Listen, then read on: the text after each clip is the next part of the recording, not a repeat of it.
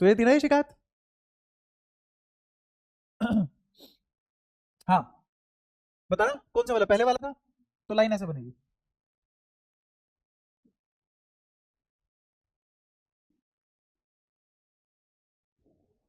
बात समझ आती है, यहाँ तक कोई परेशानी? ठीक है। अब इस जीरो का मतलब क्या है, ये कौन है जीरो, 1/v।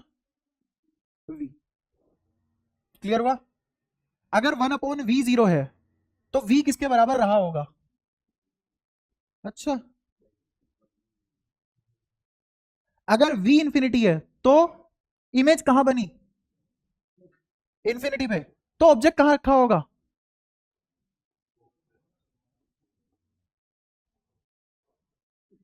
क्या इस ग्राफ के इस पॉइंट से इतनी सारी बातें पता लग सकती हैं?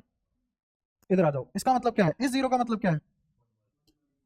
मतलब u कैसा? तो मुझे बताओ इमेज कहां बनेगी?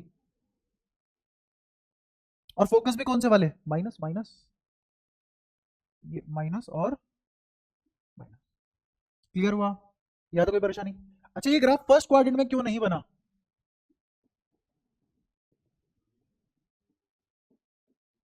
क्योंकि f नेगेटिव था। शाबाश। क्योंकि यहाँ पे u और v साइमल्टेनियसली पॉजिटिव नहीं हो सकते। क्यों पॉसिबल नहीं हो सकते? क्योंकि यहाँ पे वर्चुअल ऑब्जेक्ट की वर्चुअल इमेज पॉसिबल नहीं है,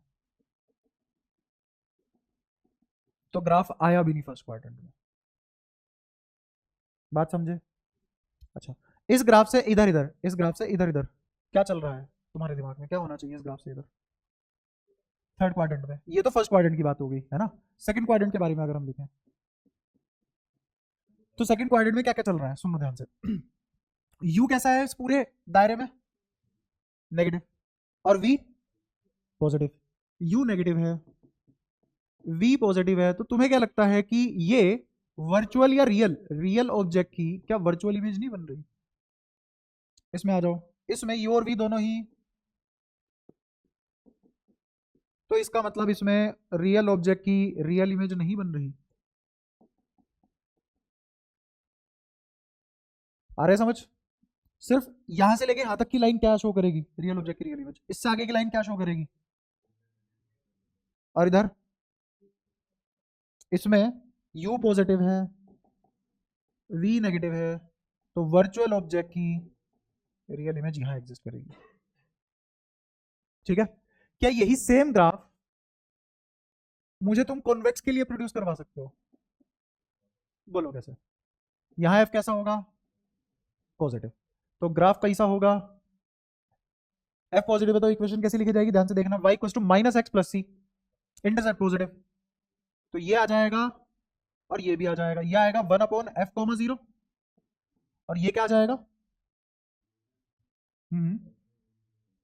एक्स तो नेगेटिव ही रहेगा। ओके, करो स्लो क्लास को जितना भरती, कोई दिक्कत नहीं है।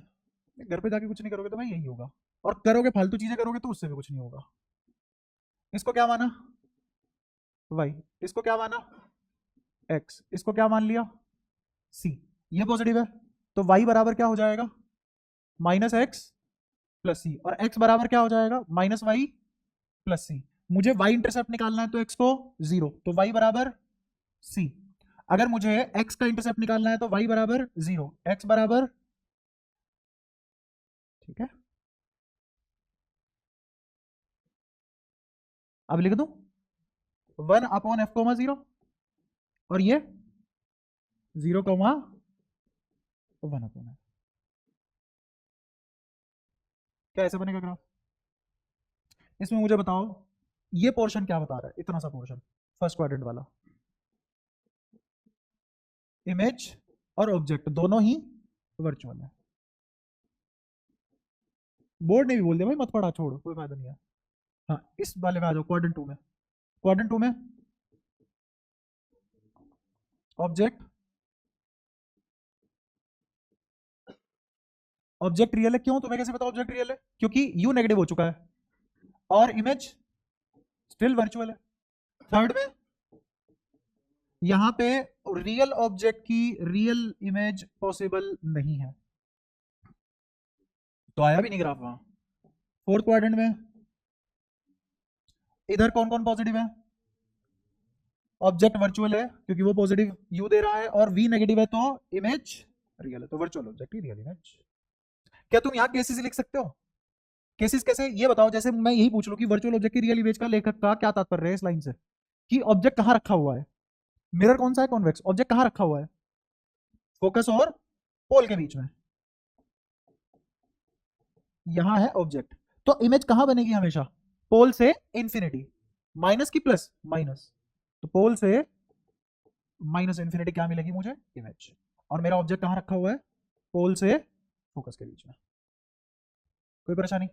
बट इन ग्राफ में कुछ दिक्कत है। कुछ दिक्कत क्या है? ये ग्राफ मुझे पूरी इंफॉर्मेशन नहीं दे पा रहे। ऐसा नहीं है कि मैं इस ग्राफ को देखकर सब कुछ बता दूं। एक तो मैं बिहेवियर नहीं पकड़ पा रहा straight line all the time, feel नहीं कर पा रहा कि इससे इधर मैं कैसे पता करूं, साइन देख के पता कर रहा हूं मैं, बट क्रिटिकल पॉइंट कहां है उनका नहीं पता लग रहा। दूसरा, इसने ये नहीं बताया पोल पोल दोनों जीरो है ना, अगर मैं ऑब्जेक्ट को जीरो पे रख दूं तो इमेज भी कहां बननी चाहिए? जीरो पे। तो मेरी लाइन ओरिजिन से पास होनी चाहिए, बट ये तो नहीं हो रही ओरिजिन से पास, क्योंकि ओरिजिन तो इंटरसेप्ट बनेगा भी नहीं। उसको समझने के लिए मुझे बहुत ज्यादा कष्ट झेलने पड़ेंगे, पापड़ बेलने पड़ेंगे इधर। क्या सीखने के लिए? ये सीखने के लिए कि जब मेरा ऑब्जेक्ट पोल पे है तो इमेज भी कहां आ जाती है? पोल पे। क्या इंडिपेंडेंट ऑफ मिरर है? मिरर चाहे कॉन्वेक्स हो चाहे कॉनकेव हो, अगर मेरा ऑब्जेक्ट पोल पे है तो इमेज भी। इन दोनों ग्राफ में से ये बातें सीखने के लिए बहुत मेहनत करनी पड़ेगी। मुझे ऐसा पॉइंट ढूंढना पड़ेगा जो 0,0 दे दे, है ना, वो ढूंढने में दिक्कत है। तो इस ग्राफ से मुझे पूरी इंफॉर्मेशन नहीं मिल रही। दूसरा, बिहेवियर नहीं पकड़ में आ रहा। दूसरा, बिहेवियर अच्छे से पकड़ में नहीं आ रहा, ट्रांजिशन नहीं पता लग रहा मुझे कौन से ग्राफ में कहा किस क्वाड्रेंट में कैसे इमेज बदली, है ना। तो ये दोनों ग्राफ ठीक है, एक नॉर्मल इंफॉर्मेशन मुझे प्रोवाइड कर देते हैं। ऊपर ऊपर से देखा जाए तो इजी वे में मुझे कम समय में ज्यादा इंफॉर्मेशन इससे भी पता लग रही है, बट सारी नहीं। तो सारी इंफॉर्मेशन पता करने के लिए मुझे एक्चुअल में V versus you graph plot करने पड़ेंगे। ठीक है, तो एक्चुअल में वी वर्सेस ग्राफ प्रोड्यूस करने के लिए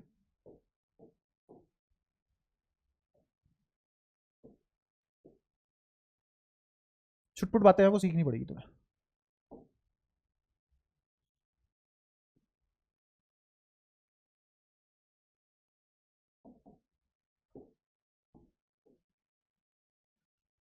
अगर मैं यहां पे लिख दूं कि ये कॉनकेव है, तो कॉनकेव में तुम्हें पता है फोकल लेंथ कैसी होती है?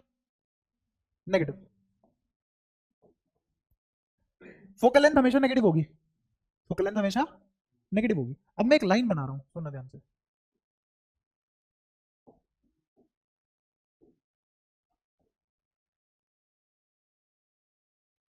एक लाइन ये बना दी और एक लाइन यहां बना दी।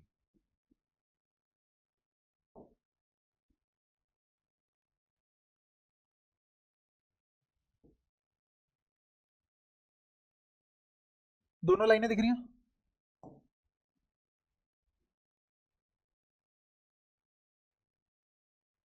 अब मैं इन लाइनों के नाम लिखने वाला हूं।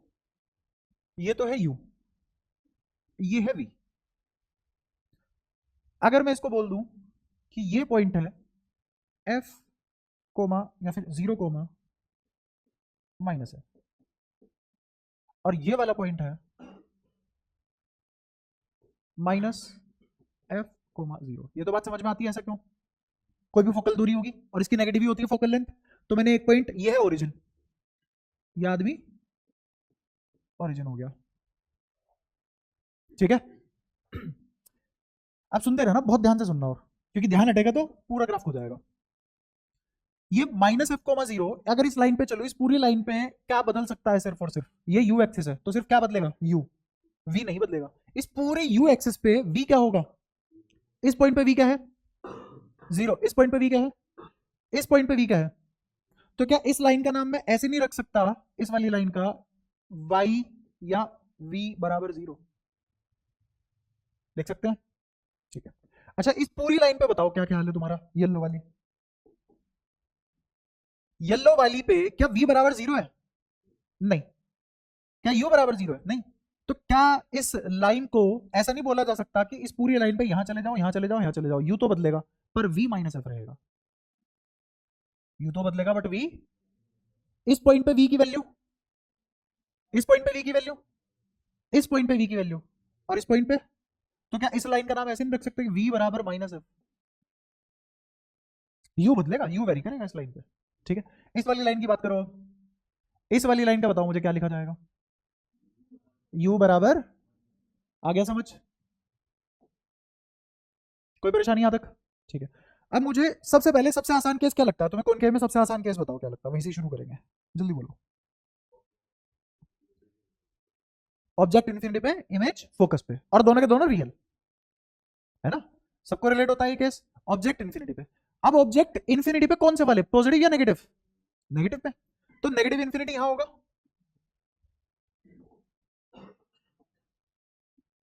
ये रहा नेगेटिव इन्फिनिटी, ठीक है। अच्छा अगर ये नेगेटिव इन्फिनिटी है तो इस पूरी लाइन पे ये तुमने क्या कर दिया, यू को माइनस इनफाइनाइट कर दिया, इस पूरी लाइन पे v क्या है, जीरो। बट मेरे रे डायग्राम पे, मेरे रे डायग्राम पे u equals to minus infinity पे v बराबर माइनस एफ होता है, ना कि जीरो।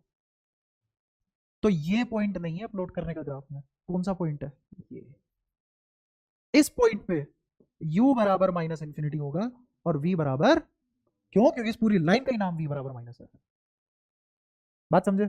दूसरा इसका उल्टा, इसका उल्टा क्या होगा, ऑब्जेक्ट कहां रख दूं, माइनस फोकस पे, और मेरी इमेज कहां बन जाएगी, माइनस इन्फिनिटी पे।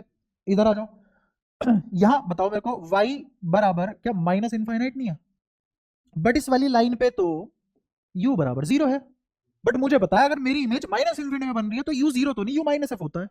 तो एक्चुअल में जो मुझे पॉइंट प्लॉट करना है वो यहां होगा, ये पॉइंट कैसा होगा, y बराबर या v बराबर माइनस इनफाइनाइट और u बराबर माइनस एफ, यहां प्लॉट करना है मुझे पॉइंट।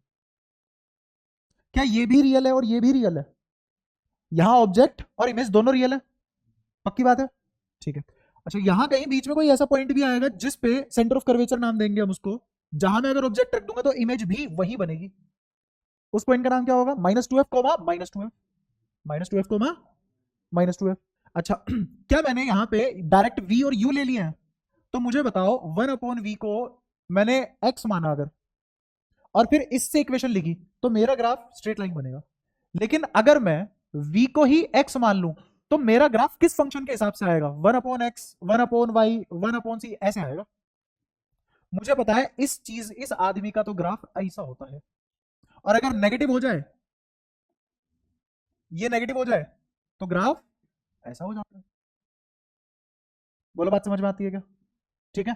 तो मुझे बताओ यहां तो सारी दुनिया नेगेटिव की है, तो ये ग्राफ ऐसा नहीं होगा, होगा ये 0,0, ये पॉइंट f और f होगा, जितनी दूर यहां से यहां ये है उतनी ही दूर डायगोनली यहां से यहां एक पॉइंट आएगा,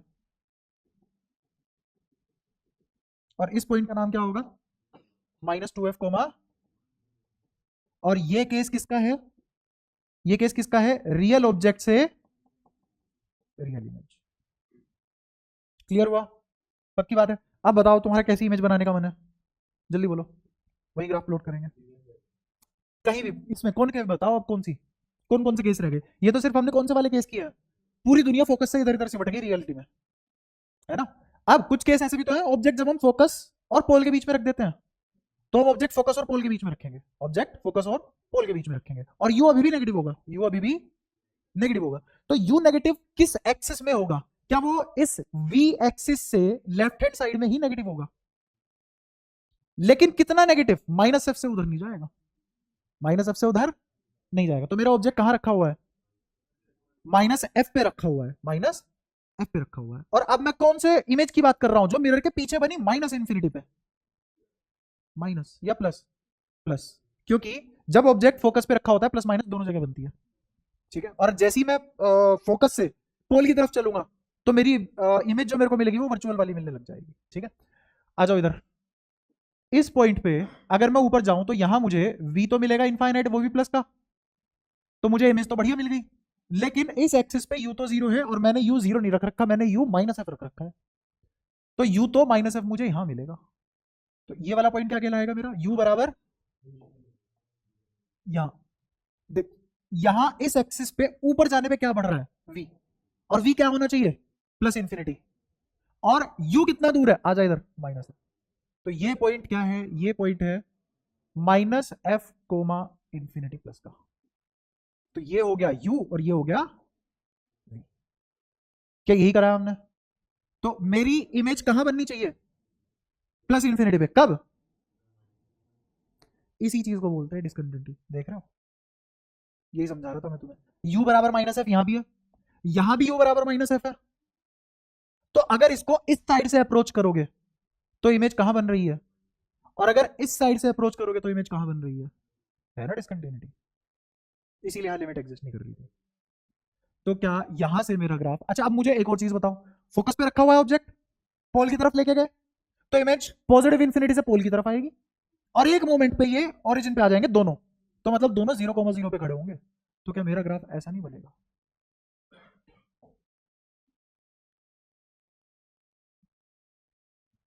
और ये किसका ग्राफ बना है? ये ग्राफ किसको बताता है?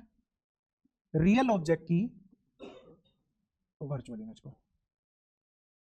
अब सिर्फ एक केस आखिरी रह गया, कौन सा? ऑब्जेक्ट वर्चुअल कर लो। ऑब्जेक्ट वर्चुअल कब होगा? जब वो शीशे के पीछे पहुंच जाएगा, है ना। और ऑब्जेक्ट को कहां से रखना चाहोगे बताओ? पोल से स्टार्ट करना चाहोगे ऑब्जेक्ट की प्लेसमेंट, या प्लस इंफिनिटी से? प्लस इंफिनिटी पे ऑब्जेक्ट है, उसको धीरे धीरे पास लेके आ रहे हैं, तो इमेज मेरी माइनस एफ से कहां आएगी? पोल तक। और कैसी होगी? रियल, क्योंकि उनके में लेफ्ट हैंड साइड वाला हिस्सा रियल वर्ल्ड है।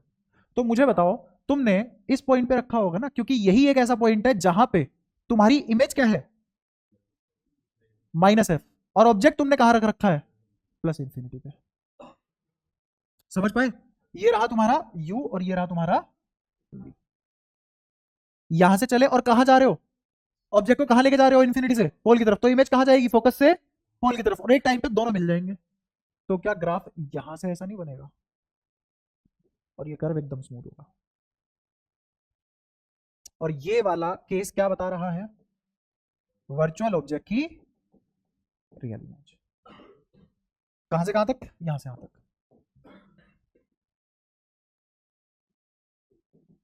और ये वाला ग्राफ क्या बता रहा है? इतने हिस्से वाला।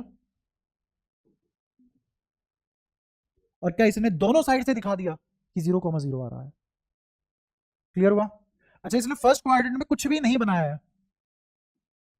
फर्स्ट क्वाड्रेंट एम्प्टी है, ग्राफ नहीं है वहां पे, नो ग्राफ। क्यों? हाँ, क्योंकि वर्चुअल ऑब्जेक्ट की वर्चुअल इमेज यहां पॉसिबल नहीं है, तो ग्राफ भी नहीं आया। ये है वो ग्राफ जिससे पूरी जन्म कुंडली पता लग जाती है किसी भी मिरर की। ध्यान से देखो, कुछ समझ में ना आया तो पूछो। सारी बातें क्लियर है?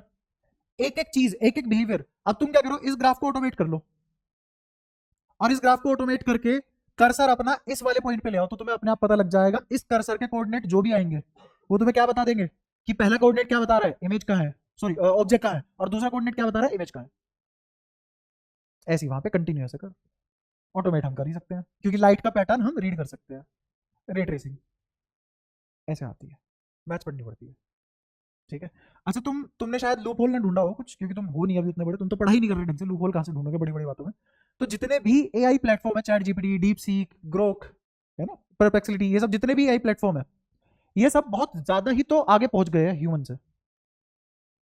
लेकिन मैं ये नहीं बोला सब ह्यूमन से, मोस्टली ह्यूमन से। तुम किसी भी परप्लेक्सिटी वाला हो, चाहे एआई, चाहे ग्रोक हो, चाहे डीप सीक हो, पेड वर्जन भी हो, चाहे चैट जीपीटी हो, कितना भी पैसा डुबा लो उसमें, वो तुम्हें कभी भी डेपिक ग्राफ नहीं बना के दे सकता। तुम उसको कोई भी फंक्शन लिख के दे दो, कि मैंने फंक्शन लिख दिया एफ स्क्वायर, जैसे तूने कल जो मेरे को क्वेश्चन भेजा, वो एक बार वो क्वेश्चन जिस भी टेक्स्ट बुक में है उसकी ढंग की फोटो खींच के, उसकी फोटो अपलोड करके, और उसको बोल दे ग्राफ बना दे इसका, जा पेड वर्जन खरीदना चाहे और ग्राफ बनवा ले उसका। ग्राफ नहीं बना सकता हूँ। तू ये बोल दे कि ये मेरे को ये चीज ना डायग्राम से समझा दे, मेरे को टोर बता दे कहाँ आ रही है, नहीं बता पाएगा। अभी हम एआई के इनिशियल पॉइंट पे भी नहीं है, जिसको लोग बोल रहे हैं एआई इतना इवॉल्व हो चुका है, ह्यूमैनिटी खा गया, वो शुरू भी नहीं हुआ अभी। वो सिर्फ और सिर्फ कैलकुलेटिव पार्ट बता सकता है मुझे, सिर्फ कैलकुलेटिव पार्ट, एनालिसिस पार्ट वो नहीं बता सकता। तो जिसको एनालिटिकल पार्ट आता है वो अभी भी चैट जीपीटी से आ गया, और उसकी नौकरी चैट जीपीटी नहीं खा सकता। Simple as that. तो आगे फ्यूचर में क्या बचा है? इस टाइप का कोड रटना, या उसके पीछे की एनालिटिकल मैथ आना और तब उसके साथ कोड करना। कोई आई प्लेटफॉर्म नहीं कर पा रहा है एनालिटिकल पार्ट प्लस मैथ्स, और उसी को फिजिक्स बोलते हैं। हाँ, तुम कोई भी एडवांस का क्वेश्चन चैट जीपीटी से पूछो, बता देगा। बट तुम बोल दो इस क्वेश्चन को मेरे को इस तरीके से समझा दे, नहीं बता पाएगा।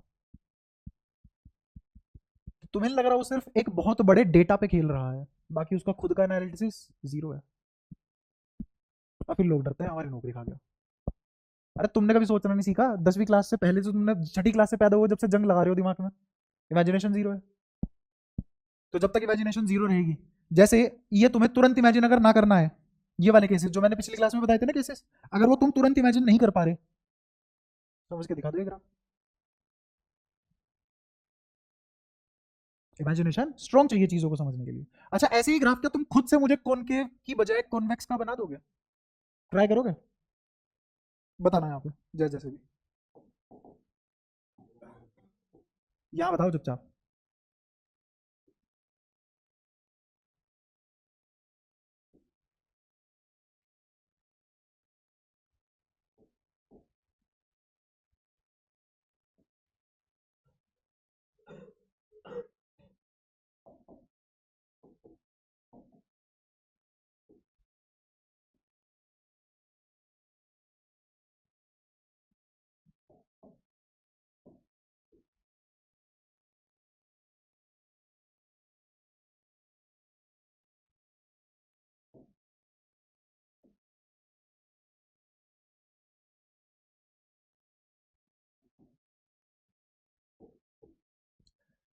यू वी, ये बताओ v बराबर u बराबर, ऐसा क्यों किया मैंने बता सकते हो? यहां ओरिजिन है, इस बार ऊपर क्यों बनाई मैंने ये सारी बातें?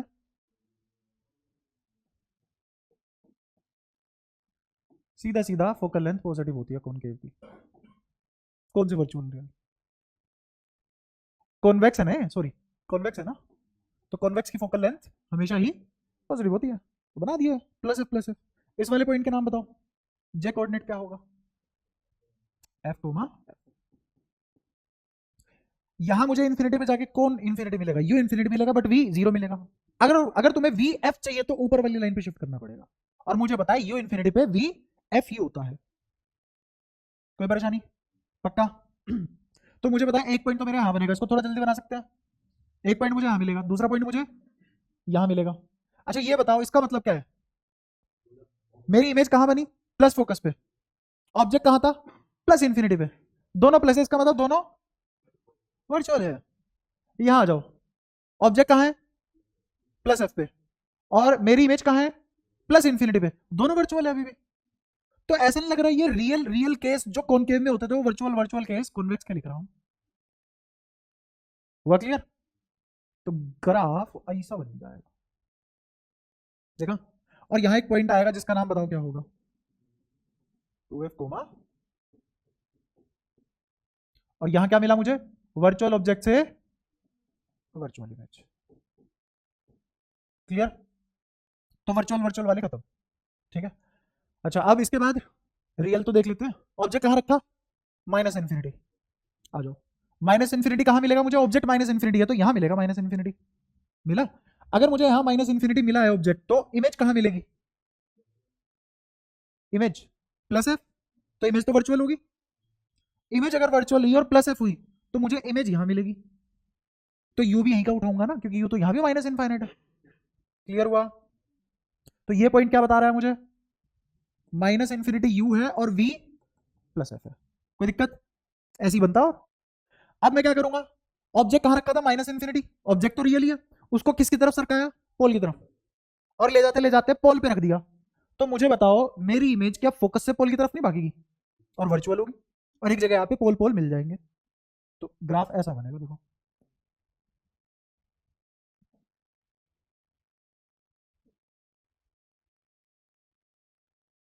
देखा?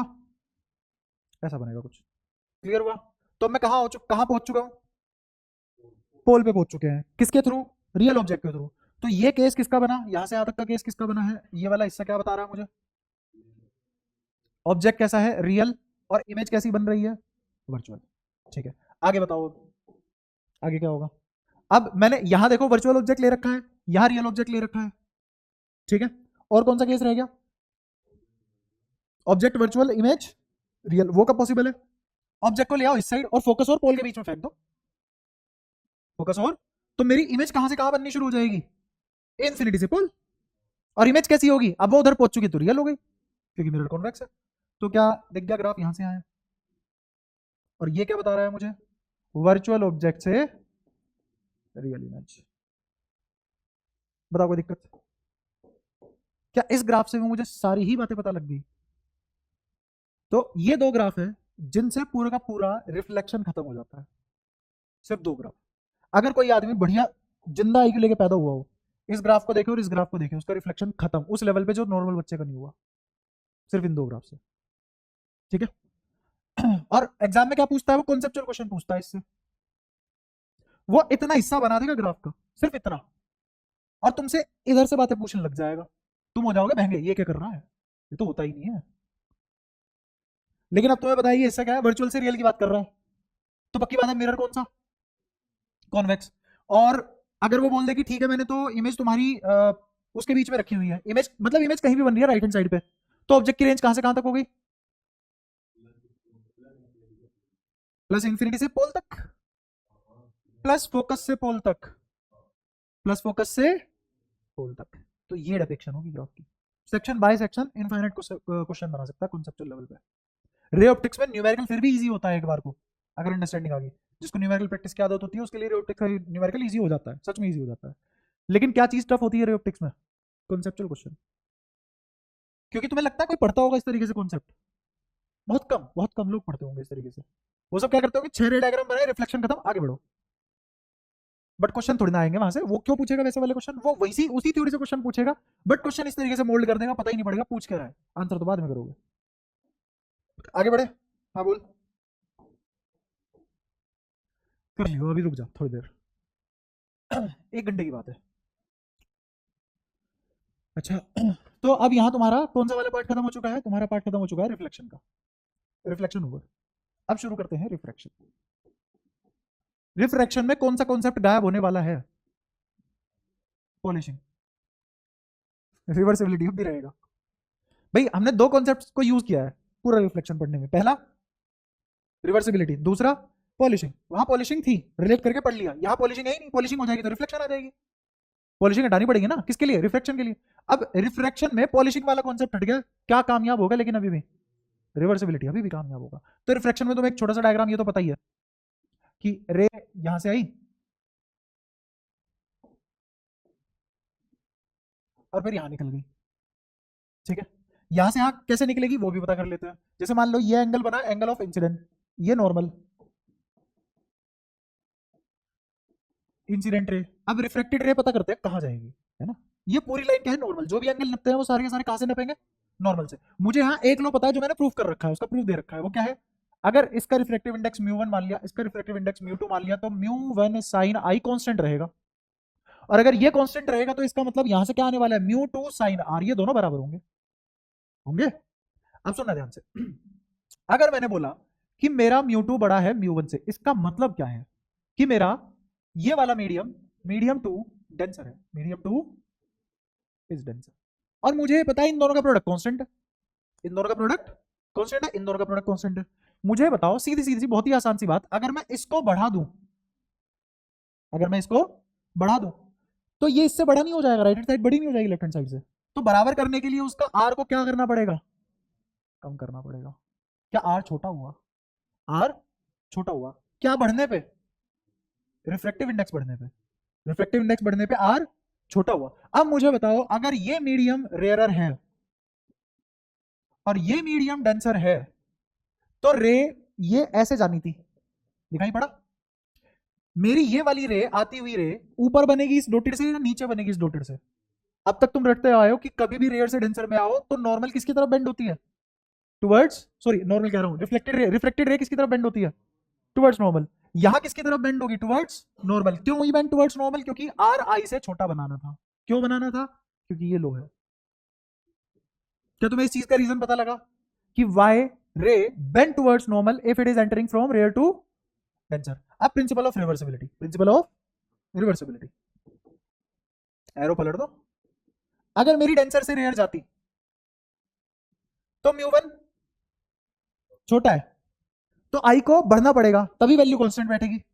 तो इसका मतलब bend away from the normal, क्योंकि एक्चुअल में अगर मैं इसको बैक ट्रेस करूं तो ये पाथ था इसका एक्चुअल पाथ, अपने एक्चुअल पाथ से इतना ये बेंड हो गई, किसकी वजह से? हाँ। तो अब तुम्हें समझ आया कि डेंसर से रेयर में जाते हुए why it bends away from the normal, और रेयर से डेंसर में जाते हुए why it bends toward normal. ये सारी दोनों बातें क्लियर है? पक्का? तो एक जो तुम्हारे दिमाग में सवाल आ सकता था क्यों बेंड कर रही है, नॉर्मल की तरफ क्यों बेंड कर रही है, सर फलाना ढिमका, वो खत्म। ठीक है। और प्रिंसिपल ऑफ रिवर्सिबिलिटी कामयाब। दुनिया वाले इसको ऐसे नहीं पढ़ते, मैं इसको इस तरीके से पढ़ना पसंद करता हूँ, म्यू साइन थीटा कांस्टेंट, बात ही खत्म। अब इसकी एप्लीकेशन बता दूंगा मैं ऐसे क्यों पढ़ता हूँ। तुम कैसे पढ़ोगे इसको सीबीएसई के लिए, तुम इसको ऐसे पढ़ोगे, sine i by sine r is equal to mu two by mu one. Clear हुआ? अच्छा, ये रेशो मुझे क्या बता रहा है? ये बता रहा है refractive index of medium two with respect to medium one. जैसे d y by d x is telling me the change in y with respect to x. ठीक है। तो इसको ये नहीं बोल सकता कि मैं ये रिलेटिव रिफ्लेक्टिव इंडेक्स है।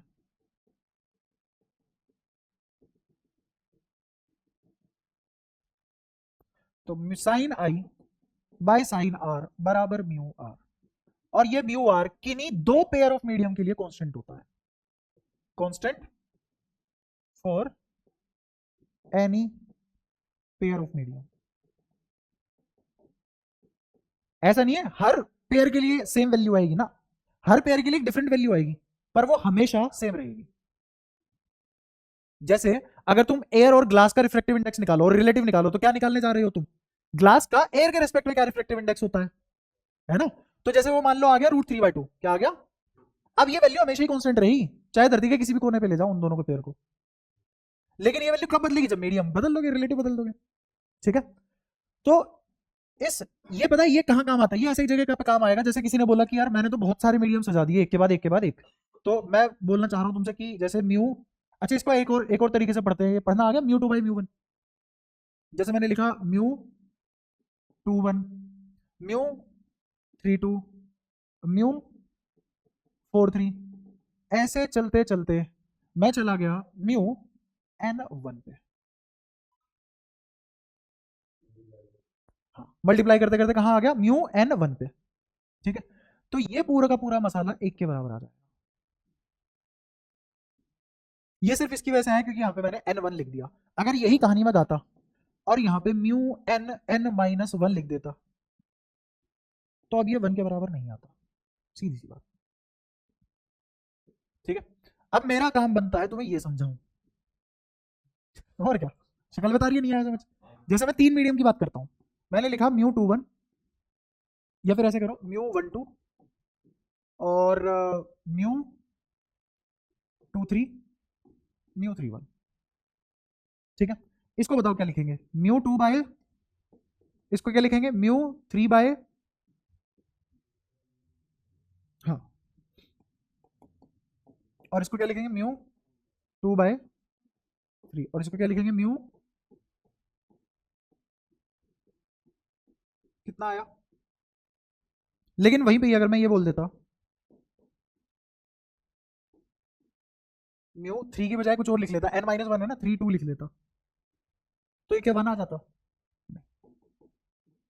आप समझ आए दोनों में फर्क क्या है? जब ये 3 के लिए सही है, इनफाइनाइट मीडियम के लिए भी सही होगा। अब इस तरीके से समझना चीजों को मुश्किल है थोड़ा सा, है ना? मैं क्या करूंगा, मैं इसका सहारा लूंगा, म्यू साइन थीटा बराबर कांस्टेंट। और ये जो भी मैं बातें बताऊंगा ये सब कब ट्रू है? जब मेरी मीडियम की बाउंड्री पैरेलल होंगी, सभी मीडियम की बाउंड्री पैरेलल होंगी। जैसे कुछ पैरेलल लाइन बना लेते हैं,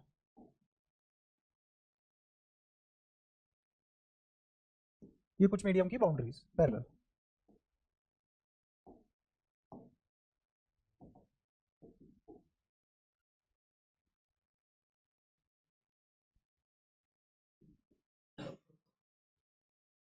ये क्रिया दिख रहा है बेंड हो गई।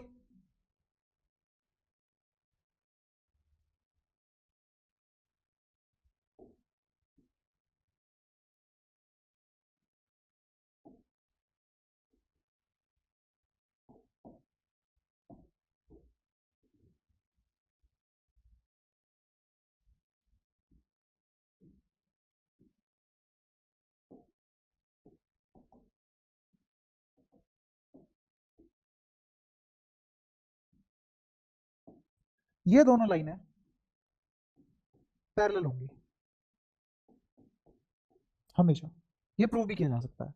जैसे सब जगह नॉर्मल बना लेते हैं इनकी, यहां एक नॉर्मल,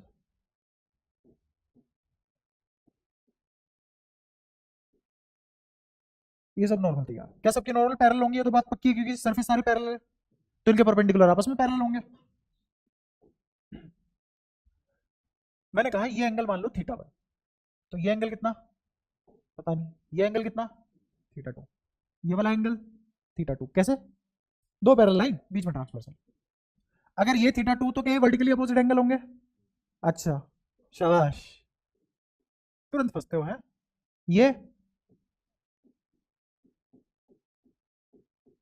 और जब यहां हो गया ना तुम ये वाला एंगल नापने, तो ये वापस से थीटा बना जाएगा।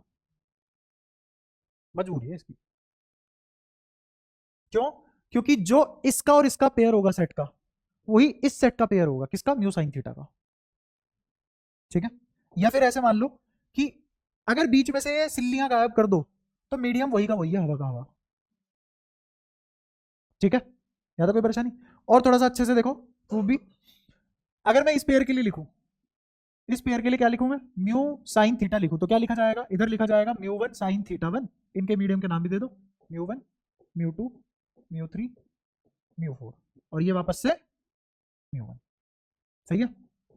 तो मुझे बताओ यहां से mu one sine theta one किसके बराबर लिखा जाएगा? Mu two sine theta to. इस वाले के लिए बताओ क्या लिखा जाएगा? क्या लिखा जाएगा? Mu two sine theta two बराबर mu three sine theta three. बढ़िया चल रहा है काम, मजा आ रहा है। कैसे लिख पा रहा हूं? क्योंकि इनका प्रोडक्ट कांस्टेंट है। मुझे बताओ ये आदमी कंपेयर नहीं हो रहा, तो ये आदमी बराबर नहीं आ रहा। ठीक है, इधर आ जाओ। ये लिखा हुआ है mu three sine theta three, इस बाउंड्री के लिए लिख रहा हूं mu four sine theta four. सही है? अभी इसको थीटा वन मत मानो, इसको मैं कुछ और मान लेता हूं, थीटा फाइव मान लेता हूं, चलेगा? तो इस वाली बाउंड्री के लिए क्या लिखा जाएगा? Mu four sine theta four बराबर mu five sine theta five. बोलो कोई परेशानी? ठीक है, ये इससे कंपेयर हो गया, ये आपस में कंपेयर हो गए, ये आपस में कंपेयर हो गए। समझ पा रहे हो? क्लियर है? तो मुझे बताओ कौन कौन बराबर बचा? बराबर बचे। और उसमें से मुझे ये पता है कि ये तो म्यू वन ही है पक्का, थीटा फाइव तो, सॉरी म्यू फाइव तो, क्योंकि वापस से मैं एयर से एयर में आ गया। कहां से कहां आ गया? एयर से एयर में आ गया। तो मैं इक्वेशन इन दोनों को बराबर करके लिख देता हूं। तो क्या लिखा जाएगा? Mu one sine theta one, mu five की जगह म्यू वन लिख दूं।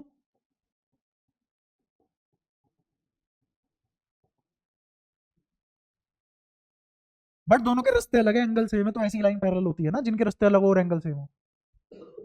क्लियर हुआ? तो ये प्रूफ होगी बात, ये दोनों लाइनें हमेशा पैरेलल है। और मुझे ये भी बात पता लग गई कि अगर मुझे यहाँ पे मान लो 100 मीडियम गिवन होते, कितने? 100 मीडियम गिवन, ऑब्वियसली कोई डायग्राम नहीं बनाएगा, थ्योरी में लिखेगा 100 मीडियम है। ठीक है, और मुझे 37th मीडियम पे क्या हो रहा है वो बताना है, तो मैं क्या रेल बनाता हुआ जाऊंगा इस फॉर्मूले से? नहीं, मैं सीधा क्या लिखूंगा? मेरे पास जो मीडियम है बाहर, और उसको डायरेक्ट इक्वेट कर दूंगा 37 के, क्योंकि मुझे पता है बीच में 36 के 36 कंपेयर होने वाले हैं। जैसे मैं डायरेक्टली यहां से यहां पहुंचा, तो मैं डायरेक्टली ऐसा भी तो पहुंच सकता था, इसको इसके बराबर भी तो रख सकता था। जैसे मेरे से कोई पूछे इन दो के बीच में क्या बात चल रही होगी, तुम्हें कैसे पता? भाई ये इसके बराबर है, ये तो मैं लिख पाऊंगा, ये भी बच्चा लिख लेता है नॉर्मल, लेकिन असली बात क्या है कि मैं तो इसको इसके बराबर लिखूंगा। तुम जाओ बाहर में, तुमने ये सीखा है, मैंने ये सीखा है। और ये फील तभी आती है जब कोई आदमी इसको ऐसे ना पढ़ के, इस वाले फॉर्मूले को ऐसे ना पढ़ के कैसे पढ़े? म्यू साइन थीटा कांस्टेंट है, जब म्यू साइन थीटा साला कांस्टेंट ही है तो यहां के लिए लगाओ, यहां के लिए लगाओ, बात तो एक ही है। बात समझ में आती है? तो सवाल हो गया एडवांस का, बिल्कुल डरावना। 100 मीडियम है, 37 की बात कर रहा है, हाय रब्बा क्या करे? कुछ नहीं करना भाई, एयर वाले को सीधा 37 वाले से रिलेट कर ले। क्लियर हुआ? यहां तक कोई परेशानी? और इसको मैं 1 के बराबर भी प्रूफ कर सकता हूं अगर मैं इन सब मीडियम की प्रोडक्ट कर दूं। अगर इन सब मीडियम की प्रोडक्ट कर लूं तो इस वाले का क्या लिखा जाएगा? Reflective index mu two one, इस वाले का क्या लिखा जाएगा? म्यू थ्री टू, इस वाले का क्या लिखा जाएगा? म्यू फोर थ्री, और इस वाले का क्या लिखा जाएगा? Mu mu four one. देख लो सॉरी 1 4 लिखा जाएगा। इन सब की जब प्रोडक्ट करोगे तो इनके रेशो ही तो लिखोगे। तो अगर इनके रेशो लिखने बैठ जाओ तो इधर आएगा sine theta one by sorry हाँ sine theta one by sine theta two, into में sine theta two by sine theta three. Into में sine theta 3 by sine theta 4, sine theta 4 divided by sine theta 5। तो क्या सब railway करते हुए जाके 1 दे देंगे आंसर, और मुझे पता है थीटा 5 किसके बराबर है, थीटा 1 के।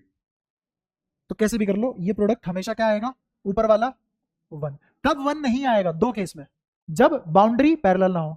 क्या सारी बाउंड्री पैरेलल थी? जब बाउंड्री पैरेलल ना हो तब, और जब, हाँ, जब ये वाला मीडियम वाकई में डिफरेंट हो जाए, ये एयर है और ये कुछ और हो जाए, तब भी 1 नहीं आएगा। सेम मीडियम से 36 मीडियम पार करके सेम मीडियम में आने का मतलब 1 होता है, वो भी with parallel boundary, with parallel boundary. Clear हुआ?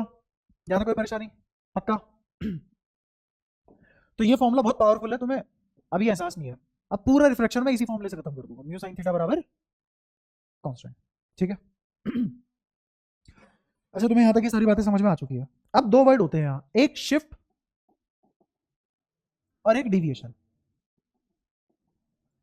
शिफ्ट और डिविएशन में फर्क बताता हूं क्या है। जैसे यहां पे देखो, यहां पे क्या ये लाइन को यहां जाना था, इस रे को यहां जाना था, क्या जा पाई? क्या ये घूमी है? घूमी तो नहीं है, ये ऐसे घूमी नहीं है, घूमी कहां है? सीधा यहां से यहां टूट के पैरेलल बनी है। तो क्या ये यहां से यहां शिफ्ट हुई है? इसको बोलते हैं शिफ्टिंग। मेरी ये वाली रे कहां शिफ्ट हो गई? यहां शिफ्ट हो गई। जाना कहां था एक्चुअल में, इसको यहां जाना था, तो मेरी शिफ्टिंग क्या आ गई, इन दोनों रे के बीच की परपेंडिकुलर दूरी इज, इफ दिस दूरी is perpendicular then it is shift. और ये शिफ्ट वर्टिकल है या हॉरिजॉन्टल है या अलोंग मीडियम है? Along medium. तुम्हें कैसे जस्टिफाई हो रहा है कि ये अलोंग मीडियम है? क्योंकि ये लाइन अगर मीडियम ना होती सीधी जाती, तो जा तो मैं अलोंग मीडियम ही रहा हूं। क्लियर है? तो मेरी शिफ्ट जो अलोंग मीडियम आई है उसको बोलते हैं लिटरल शिफ्ट। क्या बोलते हैं? तो ये जो शिफ्ट बनी इसका नाम रखा गया लिटरल शिफ्ट। शिफ्ट भी बहुत तरीके की होती है, लेकिन हम जो पढ़ना है वो लिटरल शिफ्ट के बारे में चीजें पढ़नी है पहले, बाद में पढ़ेंगे वो शिफ्ट। तो एक तो लिटरल शिफ्ट होगी। डिविएशन क्या? अगर रे घूम जाती, अगर रे घूम जाती मतलब अगर मेरा थीटा 1 और थीटा 5 बराबर ना होते, इसका मतलब रे डी, और वो तभी पॉसिबल है जब ये दो सरफेस पैरेलल ना होते। तो पैरेलल केस में डिविएशन नहीं आती, पैरेलल बाउंड्री में डिविएशन नहीं आती। तो मुझे यहां से एक चीज ये पता लगी कि no deviation possible, not possible in, हाँ, मीडियम अलग होता नहीं है। अच्छा, ये कह रहा है हाँ मीडियम अगर अलग हो जाता, नहीं आना तो एयर टू एयर है, तभी तो शिफ्ट पता करेंगे। ठीक है? बेसिकली ऐसे है कि जैसे तू बाहर से सनरेज देख रहा है, तेरी खिड़की के अंदर आई, वो खिड़की के अंदर आई है तो अलग मीडियम के थ्रू आई है ना, और वापस आई उसी मीडियम में जिसमें चल रही थी, तो बीच में क्या आ गया, एक अलग मीडियम आ गया। उस मीडियम में क्या हुआ होगा, उस मीडियम ने क्या कर दिया होगा इस रे के साथ, वो पढ़ना है। तो हमेशा कहां से कहां जा रहे होंगे, सेम मीडियम से सेम मीडियम में जा रहे होंगे, बीच में कोई दूसरा मीडियम आएगा। ठीक है? Not possible in parallel boundaries of medium. अगर मेरे मीडियम की बाउंड्रीज पैरेलल हैं तो डिविएशन पॉसिबल नहीं है। डिविएशन सिर्फ कब पॉसिबल है, जब बाउंड्री पैरेलल ना हो। लेकिन शिफ्टिंग पॉसिबल है, शिफ्टिंग पैरेलल बाउंड्री में आती है। जैसे डिविएशन का मतलब क्या होता है, जैसे डिविएशन डिविएशन डिविएशन, नॉर्मल ये एंगल थीटा, ये angle theta, incident ray reflected रे, बताओ क्या डिविएशन आई है? डिविएशन आई है, देखो ये इस रे को चुपचाप यहां जाना था, क्या जा पाई? नहीं। क्या हुआ इसके साथ, रिफ्लेक्ट हो गई। तो मुझे बताओ, जाना यहां था, पहुंच यहां गई, तो तुम्हें लगता है ये एंगल पाई माइनस 2 थीटा लिखा हुआ है? अगर मैं एंटी क्लॉकवाइज सेंस में नापू तो डिविएशन यही होती है। हाँ, 2 पाई नहीं, पाई माइनस 2 थीटा। अरे ये एंगल कितना, पाई, ये कितना, जे बचा, और अगर मैं इसको नाप लूं क्लॉकवाइज सेंस में तो ये है डिविएशन। तो ये कितना लिखा जाएगा, यहां से यहां तक पाई, ये plus 2 theta, pi plus 2 theta. Deviation अगर कैसे नापा गया, क्लॉकवाइज। क्या डिविएशन मतलब पता लगा, एक्चुअल पाथ से कितना भटक गई। एक्चुअल पाथ से, ये एक्चुअल पाथ से घूम के थोड़ा ना भटकी है, पैरेलल शिफ्ट हुई है। ऑब्वियसली इसका नाम अब जस्टिफाई हो रहा है, ये शिफ्टिंग है, डिविएशन नहीं है। डिविएशन मतलब अपने एक्चुअल पाथ से कितना घूम गई। तो पक्की बात है डिविएशन यहां तो पॉसिबल नहीं है जब तक पैरेलल रहेंगे। हाँ, शिफ्टिंग जरूर आएगी, शिफ्टिंग जरूर आएगी। तो पहले एक बार लेटरल शिफ्ट निकाल लेते हैं। ठीक है? तो लेटरल शिफ्ट निकालने का फॉर्मूला तैयार करते हैं। ये ग्लास स्लैब, इसकी थिकनेस टी, एक्चुअल में ये ऐसी, मान लो एक ग्लास स्लैब है, ठीक है, ये है थिकनेस, दिख रही है इतनी सी, दिस इज थिकनेस, वही मैंने बड़ी करके यहां बना दी, एक्चुअल में ये यही रखा हुआ है, ऐसे बनाया इसका डायग्राम, और ये जो थिकनेस थी टी वो बड़ी करके बना दी यहां, चलेगा। तो अब इस पे ऐसे रोशनी आएगी और ये डिविएट होके चली जाएगी, पॉसिबल है क्या डिविएशन? नहीं, पैरेलल बाउंड्री इसमें पॉसिबल नहीं है, इसमें सिर्फ और सिर्फ क्या आएगा, शिफ्ट आएगी, वही शिफ्ट निकालना है, शिफ्ट कितनी आएगी, ठीक है।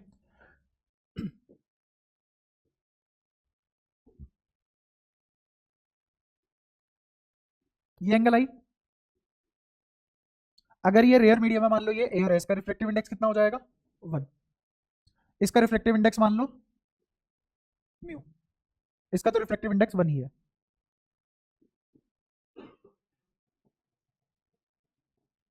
और इसका रिफ्लेक्टिव इंडेक्स कितना मान लिया मीडियम का म्यू, ये एंगल कितना आर, इसको जाना कहां था एक्चुअल में बाहर। इस डायग्राम को थोड़ा सा सही तमीज में बनाते हैं, अरे बहुत मेहनत है।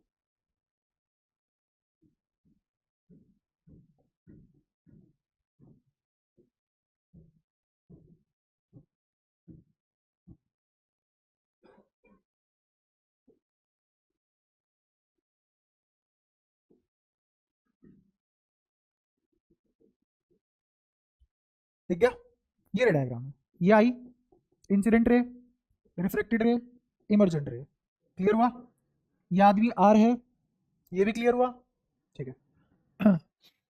लेटरल शिफ्ट क्या बनेगी यहाँ, परपेंडिकुलर दूरी between actual path and shifted path,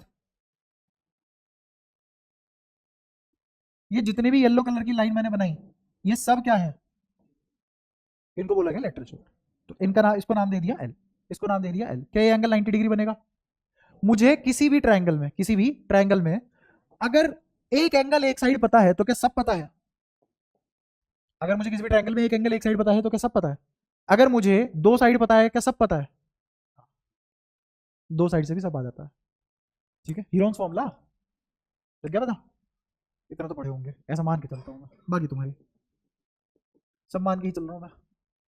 thickness क्या है, इसकी भी थिकनेस क्या है, अच्छा मुझे इस ट्रायंगल में, इस वाले ट्रायंगल में क्या निकालना है एल, तो मुझे इस ट्रायंगल में एक एंगल और एक साइड पता लग जाए, एक एंगल और एक साइड पता लग जाए अदर देन 90 डिग्री, क्लियर हुआ। तो या तो ये वाली साइड निकाल लो या ये वाली साइड निकाल लो, कोई सी भी एक निकाल लो तो मजा नहीं आ जाएगा। अब एक बात दो, ये पूरा का पूरा एंगल कौन बनेगा, आई, ये होगा वर्टिकली अपोजिट एंगल, तो इतना एंगल क्या कहलाएगा, आई माइनस आर, इतना आता है ज्योमेट्री में, ठीक है। ये थिकनेस टी है, दिख रहा है इस साइड से, और ये एंगल पता है तो मैं ये वाली लाइन पता कर लूंगा, ये वाली,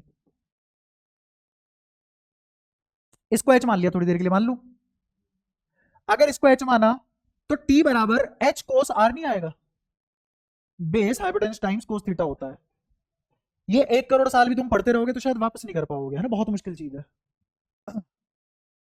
रिस्पॉन्स जीरो होता है तुम्हारा, सो नहीं आते हो तुम खुली आंख। ये हाइपोटेन्यूज किसके बराबर होता है, या सॉरी बेस किसके बराबर होता है, हाइपोटेन्यूज टाइम्स कोस थीटा, तो मुझे तो हाइपोटेन्यूज ही निकालना था और बेस गिवन था, तो उधर फेंक दो चीजों को, तो टी बराबर क्या आ जाएगा एच कोस थीटा, तो एच बराबर टी बाई कोस थीटा, क्या ये साइड निकल के आ गई T by cos theta. Again वैसे मुझे ये डेरिवेशन 2 नंबर की आती है, प्यार से तबीयत से हीरे मोती लगा के करवानी चाहिए, बट मेरा पार्ट अंडरस्टैंडिंग का है, तो मैं तुम्हें समझा रहा हूँ चीजें छोटे छोटे रास्ते में कैसे जाया जाता है, मन ही मन कैसे पहुंचोगे ऐसे।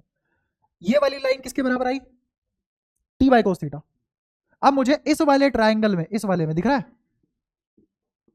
इस वाले ट्राइंगल में ये एंगल पता है, हाँ, ये साइड पता है, हाँ, तो ये निकल जाएगी, क्या ये परपेंडिकुलर है, और परपेंडिकुलर किसके बराबर होता है, हाइपोटेन्यूज टाइम्स साइन थीटा, तो हाइपोटेन्यूज रहा टी बाई कोस थीटा, दिखाई पड़ा, इनटू में sine i minus r sine theta, आ गया फर्क, 2 स्टेप में आया। कायदे के हिसाब से तो अगर तुम इतना भी लिख के आ जाओ 2 नंबर का है तो 2 नंबर मिलने चाहिए, बट एक नहीं मिलता, आधा मिलेगा, इसका मतलब बीच में जो जो मैंने तुम्हें समझाया है वो सब तुम्हें लिख के दिखाना है उसे, ठीक है। क्या यही हमने एल निकाल लिया, कोई परेशानी। अब इसके 36 सिंप्लीफिकेशन है, सीबीएसई में नहीं, कॉम्पिटेटिव क्लासेस में कुछ भी पूछ सकता है, अगर उसने मतलब जैसे मेंस वगैरह की बात करो, एडवांस वगैरह की बात करो, इसके कितने भी रूप बदल लो, और जितने रूप बदल लो वो क्वेश्चन के हिसाब से पता लगेगा कौन सा रूप हासिल करना है। ठीक है, जैसे एग्जांपल मैं इसको ऐसे लिख सकता हूँ, टी, सुनना ध्यान से, इसको ओपन कर रहा हूँ, sign I cos are, cos are, और ये जो मैंने थीटा लिखा हुआ है, थीटा किसके बराबर है, कोस आर, तो इसको आर करो, sign I cos are, cos r से कोस आर कटेगा, इसको डायरेक्ट अंदर भी भेज रहा हूं। फिर क्या लिखा गया, minus minus sine r cos r, tan r बना देगा, और क्या बचेगा, कोस आई। तो क्या मैं इसको ऐसे लिख सकता हूं, टी, अंदर क्या बचेगा, यहां कोस आर से कोस आर कट गया, साइन आई, माइनस फिर sine r by cos r, tan r बन गया, और बचा क्या अलग से, कोस आई, तो कोस आई टेन आर लिखा जा सकता है। क्या ये ऊपर और नीचे सेम फॉर्मूला लिखा हुआ है, जी हाँ। और क्या कर सकते हैं हम इसके साथ, मुझे बताओ, जब यहां से यहां आया तो 1 इंटू इंटू साइन आई क्या बराबर होगा म्यू इंटू साइन आर, क्योंकि म्यू साइन थीटा कांस्टेंट होता है। तो इस साइन आई की बजाय क्या म्यू साइन आर लिखा जा सकता है इधर,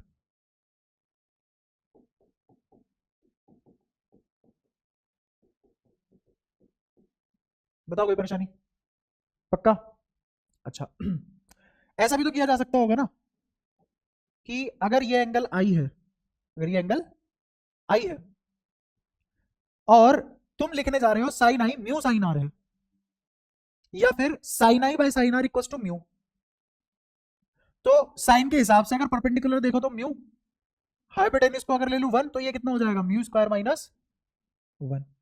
तो मैं यहां से अगर ये आई है तो ये क्या होगा, आर, क्या जरूरी है ऐसा, क्या मैं बोल सकता हूं आई प्लस आर हमेशा 90 होता है, फील करके बताओ, जरूरी नहीं है ना। तो यहां से ये वाला कॉन्सेप्ट कामयाब नहीं है। लेकिन अगर कुछ जगह ऐसा हो जाए कि आई बराबर आर हो जाए, तो क्या यहां पे इसको आर, सॉरी आई बराबर आर कह रहा हूं, आई प्लस 90 बराबर, या फिर ऐसा करो आई प्लस आर बराबर 90 हो जाए, जैसे 37 और 53, तो ये वाला एंगल तो 90 बचेगा आज भी।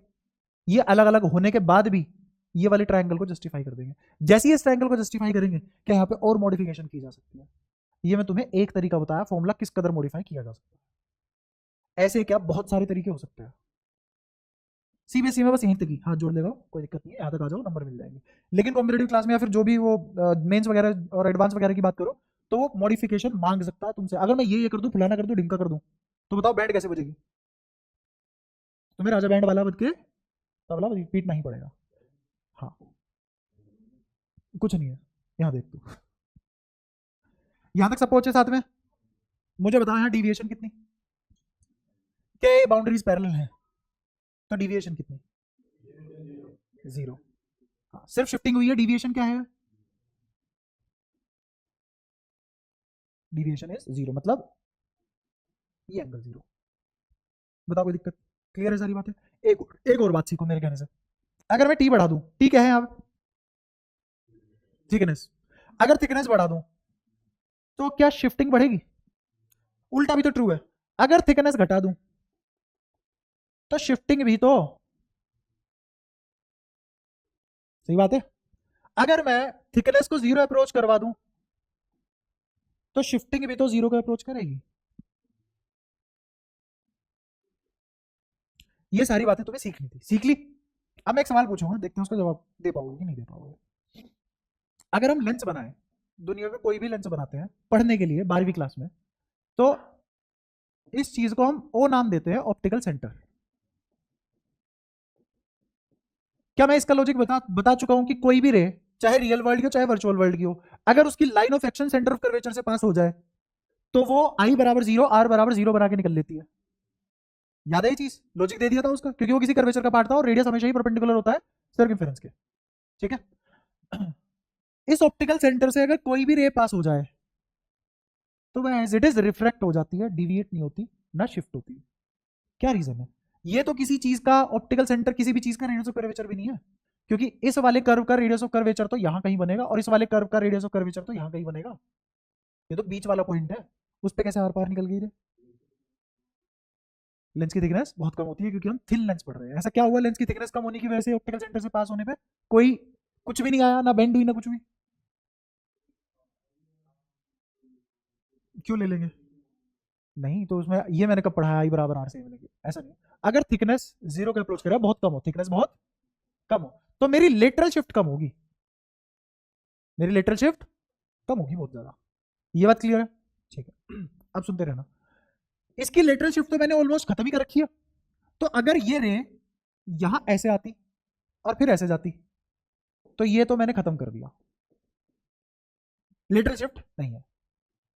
अगर मैंने थिन लेंस लिया है, क्या लेंस, कौन सा लेंस लिया है, थिकनेस का, मैं तो lens is thin lens, thick lens हमारे सिलेबस में नहीं है।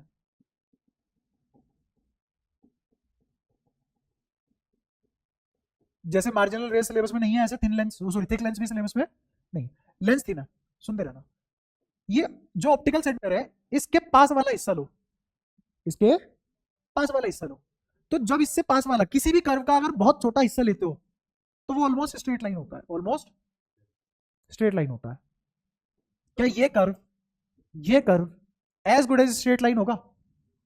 तो क्या ऐसे नहीं हो रहा जैसे एक स्लैब है जिसकी थिकनेस ना के बराबर है, लिटिल शिफ्ट खत्म है, लिटिल शिफ्ट खत्म है। और मुझे पता है कि अगर मेरी बाउंड्रीज पैरेलल हो जाए तो डिविएशन ऑलरेडी खत्म है, ना डिविएशन आई और ना, क्या बहुत ही आसान है लॉजिक, पूछ के देखना किसी से भी, ठीक है। चीजें आसानी होती है, उनको देखना होता है ना उस नजरिए से। तो मुझे अब ये पता लग गया, कभी भी लंच में किसी ऑप्टिकल सेंटर से कोई रे पास हो गई तो मुझे दर्द नहीं होगा ये कहते हुए कि सीधी निकल गई। क्यों निकली? टी कम था तो शिफ्टिंग नहीं आई, और क्योंकि मैं बहुत पास से गुजार रहा हूं ऑप्टिकल सेंटर से, तभी तो पैरेक्सिल बनेगी, मार्जिनल तो बनी नहीं। तो अगर ऑप्टिकल सेंटर से बहुत पास से जा रही है, तो उसमें क्या हो जाएगा, बाउंड्री बहुत छोटी मिलेगी मुझे जिसको फेस करना है। और अगर बाउंड्री बहुत छोटी है तो ये पैरेलल लाइन की तरह काम करेंगी, स्ट्रेट लाइन बन जाएगी, तो डिविएशन खत्म हो जाएगी, ना डिविएशन आई ना शिफ्टिंग आई, तो रेट सीधी निकलेगी। लेकिन ये सिर्फ किससे, ऑप्टिकल सेंटर से। क्लियर हुआ? यहां तो कोई परेशानी? क्योंकि इस ऑप्टिकल सेंटर पे खड़े होने से ही तुम्हें ये दोनों पैरेलल दिखेगी, इस पॉइंट पे खड़े होने से पैरेलल नहीं दिखेगी, ये भी है ना। जैसे स्टेडियम में कोई एक ऐसा पॉइंट होता है जिसमें तुम्हें एक हिस्सा तो स्ट्रेट लाइन दिखता है, दूसरा हिस्सा कर्व्ड दिखता है, ठीक है। एलिप्स के दो फोकाई बोलते हैं उन्हें। ऐसे ही अगर तुम कहीं ऐसे ऐसे पॉइंट पे खड़े हो जाओ कि तुम्हारे सामने 180 डिग्री वाले दो पॉइंट ऐसे दिख रहे हो जैसे वो स्ट्रेट लाइन पे, ऐसे भी पॉइंट होते हैं। और वही वाला पॉइंट कौन है यहाँ, ऑप्टिकल सेंटर। ऑप्टिकल सेंटर वो पॉइंट है कि जहां से तुम घुस के रे देख रहे हो, निकलती हुई और घुसती हुई, वो दोनों इससे पैरेलल नजर आएंगे। इस वाले पॉइंट से ये दोनों इससे पैरेलल नजर नहीं आएंगे। और असलियत में हम जो भी देखते हैं दुनिया में वो सब एंगुलर चीजें देखते हैं, स्ट्रेट हम कभी नहीं देख पाते। तुम्हें चीजें दिखाई देती है सीधी, दीवार दिखाई दे रही है सीधी, दीवार सीधी ही इसीलिए दिखाई दी क्योंकि तुम एंगुलर वेरिएबल परसीव कर पाते हो बस। क्योंकि ओमेगा फ्रेम बदलने से नहीं बदल रहा, वेलोसिटी बदल रही है। तो इसीलिए ये वाला पॉइंट पास है, वो वाला पॉइंट दूर है, ये वाला पॉइंट पास है, वो वाला पॉइंट दूर है। तो ये एंगल इस तरीके से बन रहा है तुम्हें ये चीज स्ट्रेट दिखे, वरना ये स्ट्रेट है ऐसी कोई जरूरी बात नहीं है, दीवार स्ट्रेट है ऐसी कोई जरूरी, तुम्हें स्ट्रेट क्यों दिख रही है, क्योंकि एंगल उस तरीके से बने हैं कि वो दूर वाला पॉइंट और पास वाला पॉइंट एक स्ट्रेट लाइन फॉर्म कर रहा है मेरी आंखों में, है ना। ये जैसे चांद भी हमें क्या दिखता है, एक जगह रुका हुआ दिखता है, गोल घूम रहा है अगला, और वो तुम्हें सीधा क्यों दिख रहा है, एंगुलर वेरिएबल, बात है एंगुलर वेरिएबल, ठीक है। तुम्हारी आंखों पे जो चांद एंगल सबटेंड कर रहा हो वो छोटा है, और छोटे एंगल के लिए टेंजेंट ही साइन थीटा हो जाता है, ही साइन थीटा हो जाता है। और हाइपोटेन्यूज और परपेंडिकुलर में, या सॉरी हाइपोटेन्यूज और बेस में कोई फर्क नहीं रह जाता, हाइपोटेन्यूज और बेस में कोई फर्क नहीं रह जाता। और जब हाइपोटेन्यूज और बेस में कोई फर्क नहीं रहा, तो तुम्हारे लिए जो आर्क का कर्वेचर था वो तो खत्म ही हो गया, तो स्ट्रेट बन गया, और तुम्हें स्ट्रेट दिख गई है। तो ज्यादातर चीजें हमारी आंखों पे बहुत छोटा एंगल बनाती है, क्यों, आंखें छोटी है, ठीक है। ये सब ऑप्टिकल चीजें हैं। अच्छा, अब एक और बढ़िया इंसान आया, उसने कहा देखो इलेक्ट्रोमैग्नेटिक वेव में हर वेव की अपनी कोरस्पॉन्डिंग वेवलेंथ होती है, सही बात है। इस इलेक्ट्रोमैग्नेटिक वेव को तब तक परेशानी नहीं है जब तक आप वैक्यूम में हो, कितने तरीके की इलेक्ट्रोमैग्नेटिक वेव हो सकती है हमारे पास? इनफाइनाइट। इवन विजिबल रेंज में भी कितने टाइप की इलेक्ट्रोमैग्नेटिक वेव होती है? इनफाइनाइट, विजिबल रेंज में भी। ठीक है, तो उन सभी डिफरेंट डिफरेंट टाइप की इलेक्ट्रोमैग्नेटिक वेव को कोई आपत्ति नहीं है जब तक तुम वैक्यूम में हो। क्यों? क्योंकि सभी के लिए, for all refractive index is 1 अगर वैक्यूम में है। लेकिन अगर मीडियम चेंज हो जाए, अगर मीडियम वैक्यूम ना हो, मीडियम वैक्यूम ना हो, तो अब हर इलेक्ट्रोमैग्नेटिक वेव के लिए मीडियम तो वही है, लेकिन हर इलेक्ट्रोमैग्नेटिक वेव इसकी अलग वैल्यू उठा लेगी। ठीक है, जैसे ये इंसान इंसान सेम ही है, सबको एक ही दिख रहा है ना, बट मेरे लिए इसका बिहेवियर अलग है, तुम्हारे लिए इसका बिहेवियर। तो हर इंसान इसको कोई अच्छा बोल रहा है, कोई बुरा बोल रहा है, कोई डिसेंट बोल रहा है, कोई नोटी बोल रहा है ना, नोटी पे स्माइल कर रहा है ज्यादा, तो वो इसको पता है। यहां से जैसे तुम्हारा बिहेवियर है, ऐसे इलेक्ट्रोमैग्नेटिक वेव का बिहेवियर, इलेक्ट्रोमैग्नेटिक वेव इस पे आई, ये क्या अदर देन वैक्यूम है, तो हर डिफरेंट टाइप की वेवलेंथ मतलब इलेक्ट्रोमैग्नेटिक वेव इसका अलग अलग रिफ्लेक्टिव इंडेक्स परसीव करेगी। ऐसा होने का रीजन है, समझो, यहां से रे आई, एंगल बना आई, व्हाइट लाइट थी, विजिबल रेंज में थी, तो 350 से 750 नैनोमीटर में खेलेंगे। ठीक है, तो एक आदमी आया जिसका नाम था कोशी, कुची कुची नहीं है, कोशी। ठीक है, इसकी समरी बता रहा हूं मैं, सिर्फ समरी, वरना करा तो इसमें बहुत कुछ था। इसने बताया मेरा रिफ्रैक्टिव इंडेक्स इनवर्सली प्रोपोर्शनल होगा लैम्डा के, रिफ्रैक्टिव इंडेक्स इनवर्सली प्रोपोर्शनल होगा लैम्डा के। ये सारी थ्योरी इलेक्ट्रोमैग्नेटिक वेव की है, वैसे वहां नहीं पढ़ाई जाती है, पता नहीं क्यों, लेकिन वहीं से रिलेट होती है, क्योंकि वहां तुम ये पढ़ते हो कि जो तुमने मैग्नेटिज्म में म्यू आर पढ़ा, जो तुमने इलेक्ट्रोस्टैटिक में म्यू नोट पढ़ा, सॉरी एप्सिलॉन आर पढ़ा, ये एप्सिलॉन आर म्यू आर मिलके ही नेट रिफ्रैक्टिव इंडेक्स बनाते हैं किसी भी इलेक्ट्रोमैग्नेटिक वेव का। तो असलियत में जो रिफ्रैक्टिव इंडेक्स है ये किसकी प्रॉपर्टी से आ रहा है? इलेक्ट्रोमैग्नेटिक प्रॉपर्टी से आ रहा है। कौन? Refractive index. ठीक है, उसको पक्की बात है फिर लैम्डा से तो रिलेट करना पड़ेगा, क्योंकि इलेक्ट्रोमैग्नेटिक वेव है, उसके पास लैम्डा भी है, फ्रीक्वेंसी भी है और वेलोसिटी है उसके पास, है ना, और वो चल किसी मीडियम में रही है। और मुझे बताया वेलोसिटी इलेक्ट्रिक फील्ड और मैग्नेटिक फील्ड दोनों से रिलेट होती है, क्योंकि E क्रॉस B बराबर C। ठीक है, और ऐसे ही लैम्डा इंटू म्यू बराबर C, तो पक्की बात है रिलेट तो हो रहा है ना। वो कैसे होता है, क्या क्या होता है, वो जब पूरा सिलेबस खत्म होगा उसके बाद इलेक्ट्रोमैग्नेटिक वेव पढ़ेंगे तब पता लगेगा। ठीक है, तो म्यू इनवर्सली प्रोपोर्शनल लैम्डा, ये कोशी ने समरी दे दिया मैं कि भाई साहब तुम ये इस्तेमाल करो, ज्यादा 2-5 मत करो।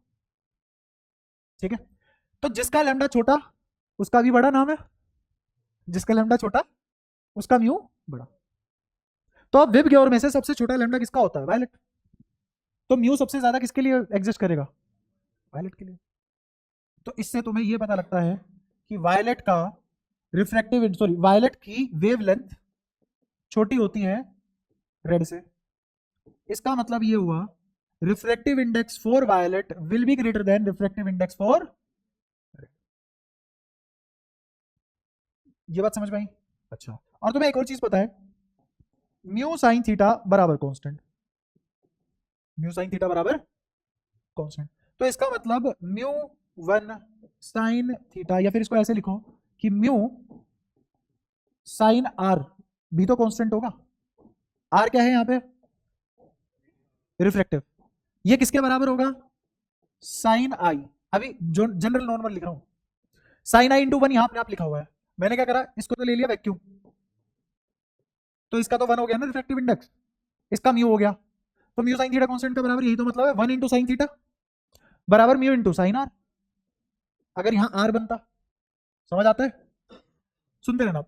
मुझे बताओ अगर मैं रेड कलर ले लूं तो रेड का रिफ्लेक्टिव इंडेक्स तो कम हो जाएगा ना, एक्चुअल से कम परसीव करेगी, और ये तो कांस्टेंट रहना है, साइन आई तो जो बन गया बन गया, वो समय में तो वापस जा नहीं सकती इलेक्ट्रोमैग्नेटिक वेव, तो आर बढ़ेगा। तो अगर अगर ऐसा है तो मुझे बताओ रिफ्रैक्टिव एंगल पे क्या फर्क पड़ेगा? रिफ्रैक्टिव इंडेक्स रेड का बढ़ नहीं जाएगा, तो रेड का ज्यादा होगा, इसका मतलब वायलेट का।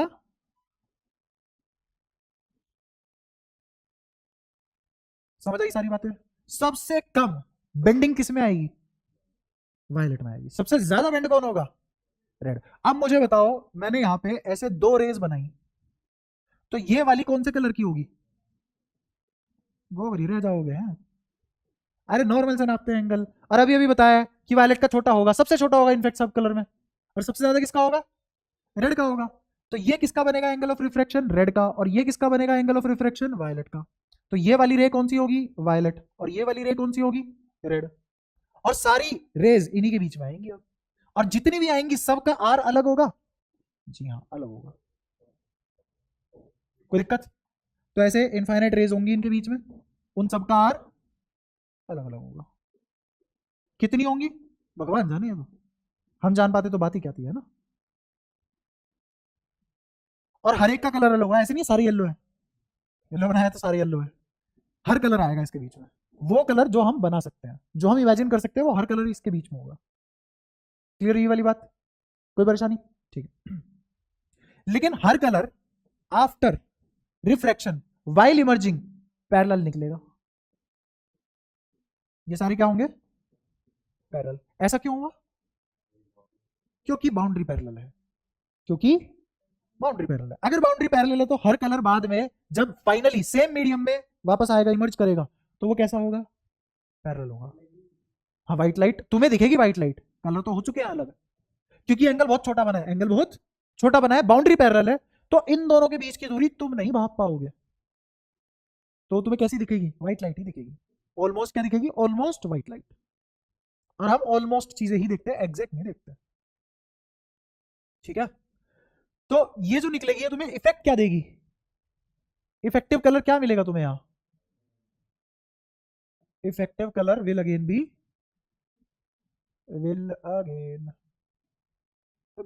White light. ऐसा हुआ इसलिए क्योंकि डिस्पर्जन तो हुआ बट डिविएशन नहीं हुआ।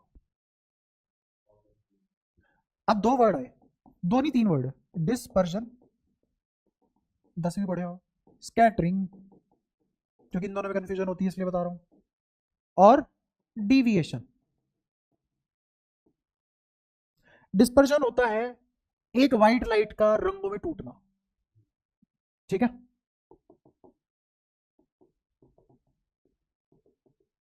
ये सब क्या है? Constituent colour. किसी भी व्हाइट लाइट का कॉन्स्टिट्यूएंट कलर में टूटना इज डिस्पर्जन। स्कैटरिंग एटमॉस्फेयर में पार्टिकल से टकरा टकरा के लाइट का फैल जाना इज, लिख नहीं रहा मैं, बहुत लंबा पड़ेगा, याद रहेगा नहीं भाई, रेनबो स्कैटरिंग नहीं होती। स्कैटरिंग होती है तुझे ऐसा लगेगा कि सोर्स कहीं और है, सॉरी सोर्स यहां पे है लेकिन सोर्स एक्चुअल में कहीं और होगा। Twinkling of star is because of scattering, not because of dispersion. अब लिख दो, अब तो दिक्कत है। स्कैटरिंग क्या होता है? अच्छा तुम्हें कोलोइडल सॉल्यूशन पता है ना? क्या होता है बताना? सोल्यूशन होता है, एक बार पी के फिर डुन डुन दौड़ता है। हाँ क्या?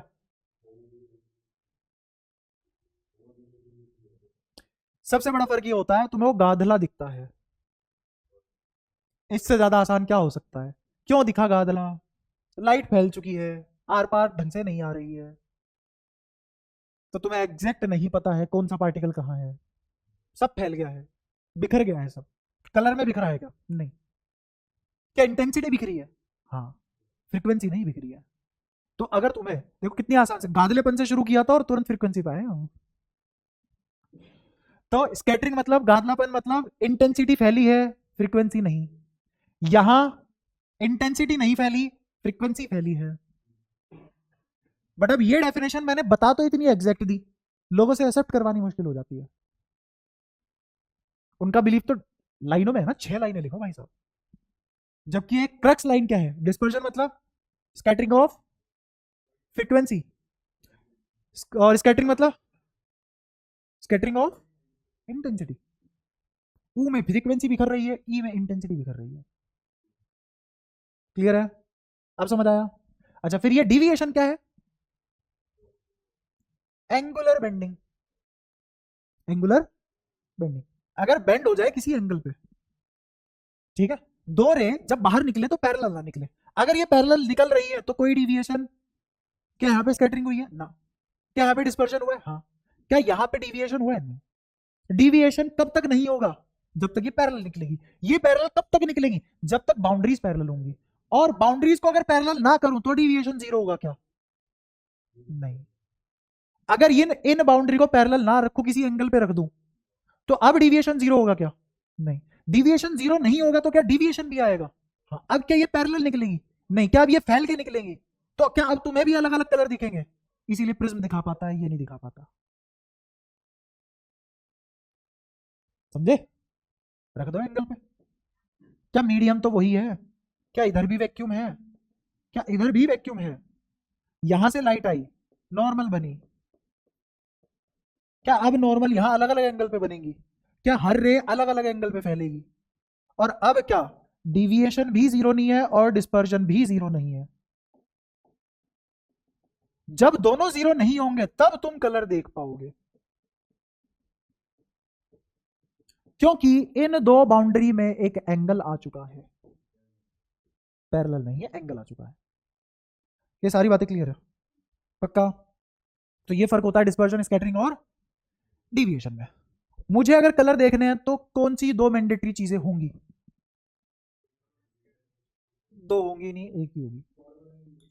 एक ही कंडीशन है, डिविएशन दे दो, डिस्पर्जन तो अपने आप आ जाएगी। समझे? अगर मैं इसमें से डिविएशन हटा दूं, अगर इसमें से डिविएशन हटा दूं और डिस्पर्जन करवा दूं, तो प्रिज्म भी कलर नहीं दिखा पाएगा।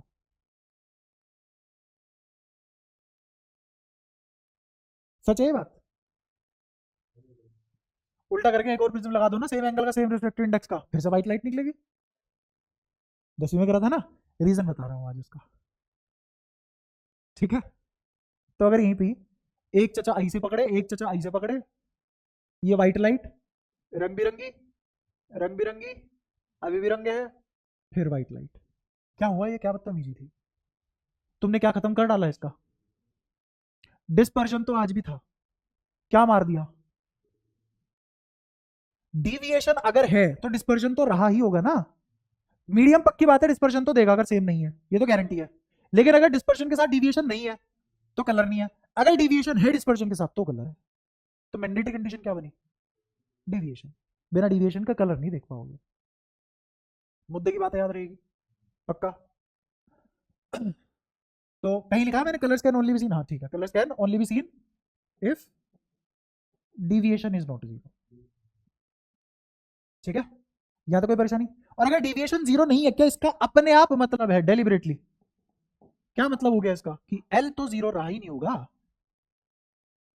ऐसा तो कभी पॉसिबल ही नहीं है कि एल तो आया नहीं है, एंगल से घूम गई वो। ठीक है? तमीजी होगी। ये तो सिर्फ तुम एक ही मीडियम की बात कर रहे हो, सिर्फ एक ही मीडियम में ऐसा पॉसिबल है कि एंगल से घूम गई। तो एक ही मीडियम है ना बस, वापस तो आई नहीं सेम मीडियम में। सेम मीडियम में वापस भी तो आओ। तो अगर सेम मीडियम में वापस आयो पैरेलल रख के, तो क्या आया? एल। क्या नहीं आया? डेल्टा। बट अगर तुमने मीडियम ऐसे रख दिया तो अब एल तो आया ही आया, और क्या आया? समझ आया? तो अब इस केस में रंग दिखेंगे, इस केस में रंग नहीं दिखेंगे। एक मीडियम से उसी मीडियम में वापस आना है। ऐसा नहीं है कि यहीं खो जाओ, सर कलर नहीं दिख रहे, सर डिविएशन आ गई, कलर नहीं दिख रहे। क्यों नहीं दिख रहे? अरे एक ही मीडियम से दूसरे मीडियम में गए हो, पहले वाले में वापस भी तो आओ। समझ आ रहा है क्या खेल है? कभी रात को तुम्हारे सपने में आता कि सर ने ये तो बोला था कि अगर डेल्टा आ गया तो कलर आएंगे। ये आ तो रहा है डेल्टा, देखो बेंड हो गई, बट वो दूसरे मीडियम की कहानी है। सेम मीडियम से सेम मीडियम में आना पड़ेगा। कहानी सारी क्लियर है? पक्का? और ये बात भी रिलेट हो चुकी है, कौन किस तरीके से डिविएट होगा। तो सबसे ज्यादा डिविएट कौन होगा? रेड। सबसे ज्यादा डिविएट कौन होगा? रेड। सबसे कम डिविएट कौन होगा? वायलेट। बात समझ में आई? यहां तो कोई परेशानी है? अच्छा। और इससे बहुत सारी चीजें, बहुत सारे लॉजिक रिलेट होते हैं कि अगर रेड सबसे ज्यादा सबसे ज्यादा डिविएट कर रहा है, रेड सबसे ज्यादा डिविएट कर रहा है, तो इसकी कोई एप्लीकेशन हो सकती है क्या? वायलेट सबसे ज्यादा सबसे कम डिविएट कर रहा है, इसकी कोई एप्लीकेशन हो सकती है क्या? लाल बत्ती मतलब? तो दूर से दिखती है वो तो। क्यों दिख जाती है दूर से? ऐसा क्या हुआ कि वेवलेंथ ज्यादा दूर से दिख जाएगी? क्या? छोटे साइज के पार्टिकल उसको स्कैटर, स्कैटर मतलब ये नहीं होता जो तुम सोच रहे हो। स्कैटर मतलब क्या होता है? स्कैटर मतलब क्या होता है? इंटेंसिटी बदल देना, फैला देना, डिस्ट्रीब्यूट कर देना, इंटेंसिटी को डिस्ट्रीब्यूट कर देना। रेड की इंटेंसिटी उतने अच्छे से डिस्ट्रीब्यूट नहीं हो पाती। अब क्यों नहीं हो पाती? क्योंकि पार्टिकल का साइज छोटा है और वेवलेंथ रेड की बड़ी है। इलेक्ट्रोमैग्नेटिक वेव की बात कर रहे हो जनाब आप, उससे छोटा पार्टिकल ले आओगे? फिर अगर इतना सा भी कण है तो वो बहुत बड़ा है फोटोन के लिए, तो केवल एनर्जी का रहा होगा, मोमेंटम का रहा होगा। स्कैटरिंग बहुत पुरानी थ्योरी है, ठीक है। तो एप्लीकेशन डिफरेंट तरीके से है। अभी तुम्हें वेव ऑप्टिक्स में जाके ये राज खुलेगा कि लाल बत्ती लाल ही क्यों है, हमें लाल रंग सबसे ज्यादा क्यों दिखता है, ये कहाँ जाके पता लगेगा? वेव ऑप्टिक्स में, जब वहां सेंट्रल टेंडेंसी नाम की चीज पढ़ूंगा। लाल रंग पसंद है, खून का होता है वो। खैर, तो तुम्हें ये सारी बातें पता लग चुकी हैं अभी तक, जो भी पढ़ा है सब क्लियर है। अब एक और बढ़िया टॉपिक है यहाँ पे जिसका नाम है तीर,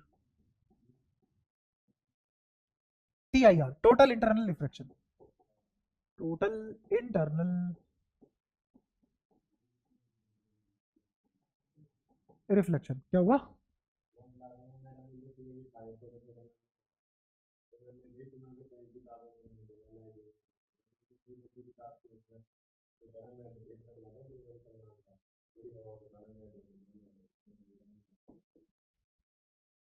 ये तो वही वाली बात होगी, हवा में मछली ढूंढ रहे हुए तालाब में।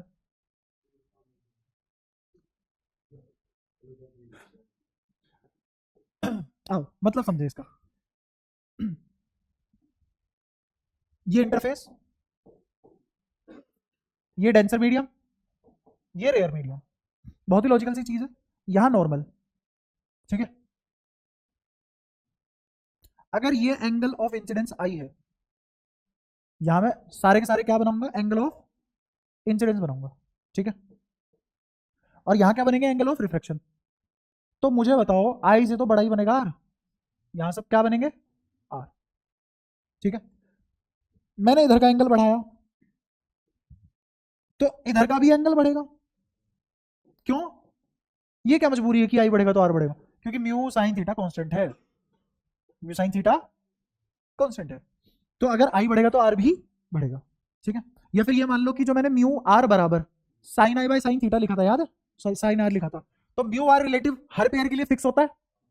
अगर तुमने आई बढ़ा दिया तो आर तो बढ़ेगा ही, तभी तो ये रेशो सेम रहेगा। क्लियर हुआ? ठीक है। ऐसा कोई एंगल आएगा क्या कि एंगल ऑफ इंसिडेंस इतना रखने पे एंगल ऑफ रिफ्रैक्शन 90 हो जाए? बिल्कुल आ जाएगा। अच्छा खासा यार, अच्छा खासा डेंस है, तो इसके हल्के से बढ़ने पे ज्यादा बढ़ जाएगा। जिस जिस एंगल ऑफ इंसिडेंस की वैल्यू पे, सुन तो रहना ध्यान से, जिस एंगल ऑफ इंसिडेंस की वैल्यू के लिए एंगल ऑफ रिफ्रैक्शन 90 आ जाए, उस एंगल ऑफ इंसिडेंस का ही नाम हमने रख दिया क्रिटिकल एंगल, ठीक है। जो इंसान 100 आदमियों को मार गिरा है उसका नाम रख दिया योद्धा। ऐसी जिस एंगल ऑफ इंसिडेंस पे आर 90 आ जाए उसका नाम रख दिया क्रिटिकल एंगल। कोई फालतू बात तो नहीं है, ये कोई बहुत ऊंची बात नहीं है, बहुत ही आसान सी बात है। बात क्या है? ये आई किस में विकसित हो गया? क्रिटिकल एंगल में विकसित हो गया। कब? जब इसने आर को क्या बना दिया, ठीक है। क्लास के बाद बहुत मारूंगा, बहुत ज्यादा मारूंगा इसको। हाँ, उसकी रूह कांप जाएगी, ये खुद भाग जाएगा मेरे उधर पहुंचने से पहले।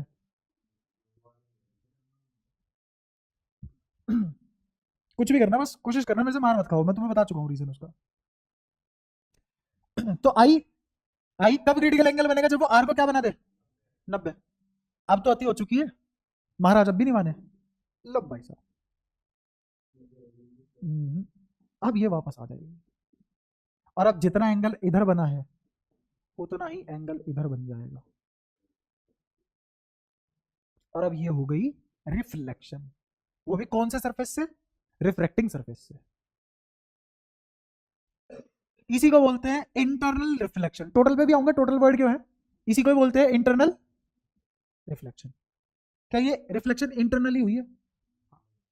ठीक है। रीजन क्या हुआ? रीजन ये हुआ कि मैंने एंगल ऑफ इंसिडेंस की तो वैल्यू क्रिटिकल एंगल से ज्यादा रखी, पहला। जब तक ये नहीं करूंगा TIR नहीं होगा। दूसरा, मैंने मीडियम कहां से कहां भेजा, डेंसर से रेयरर मीडियम रखा। अगर इन दो में से कोई एक भी बात झूठ हो गई तो ये नहीं हो पाएगा।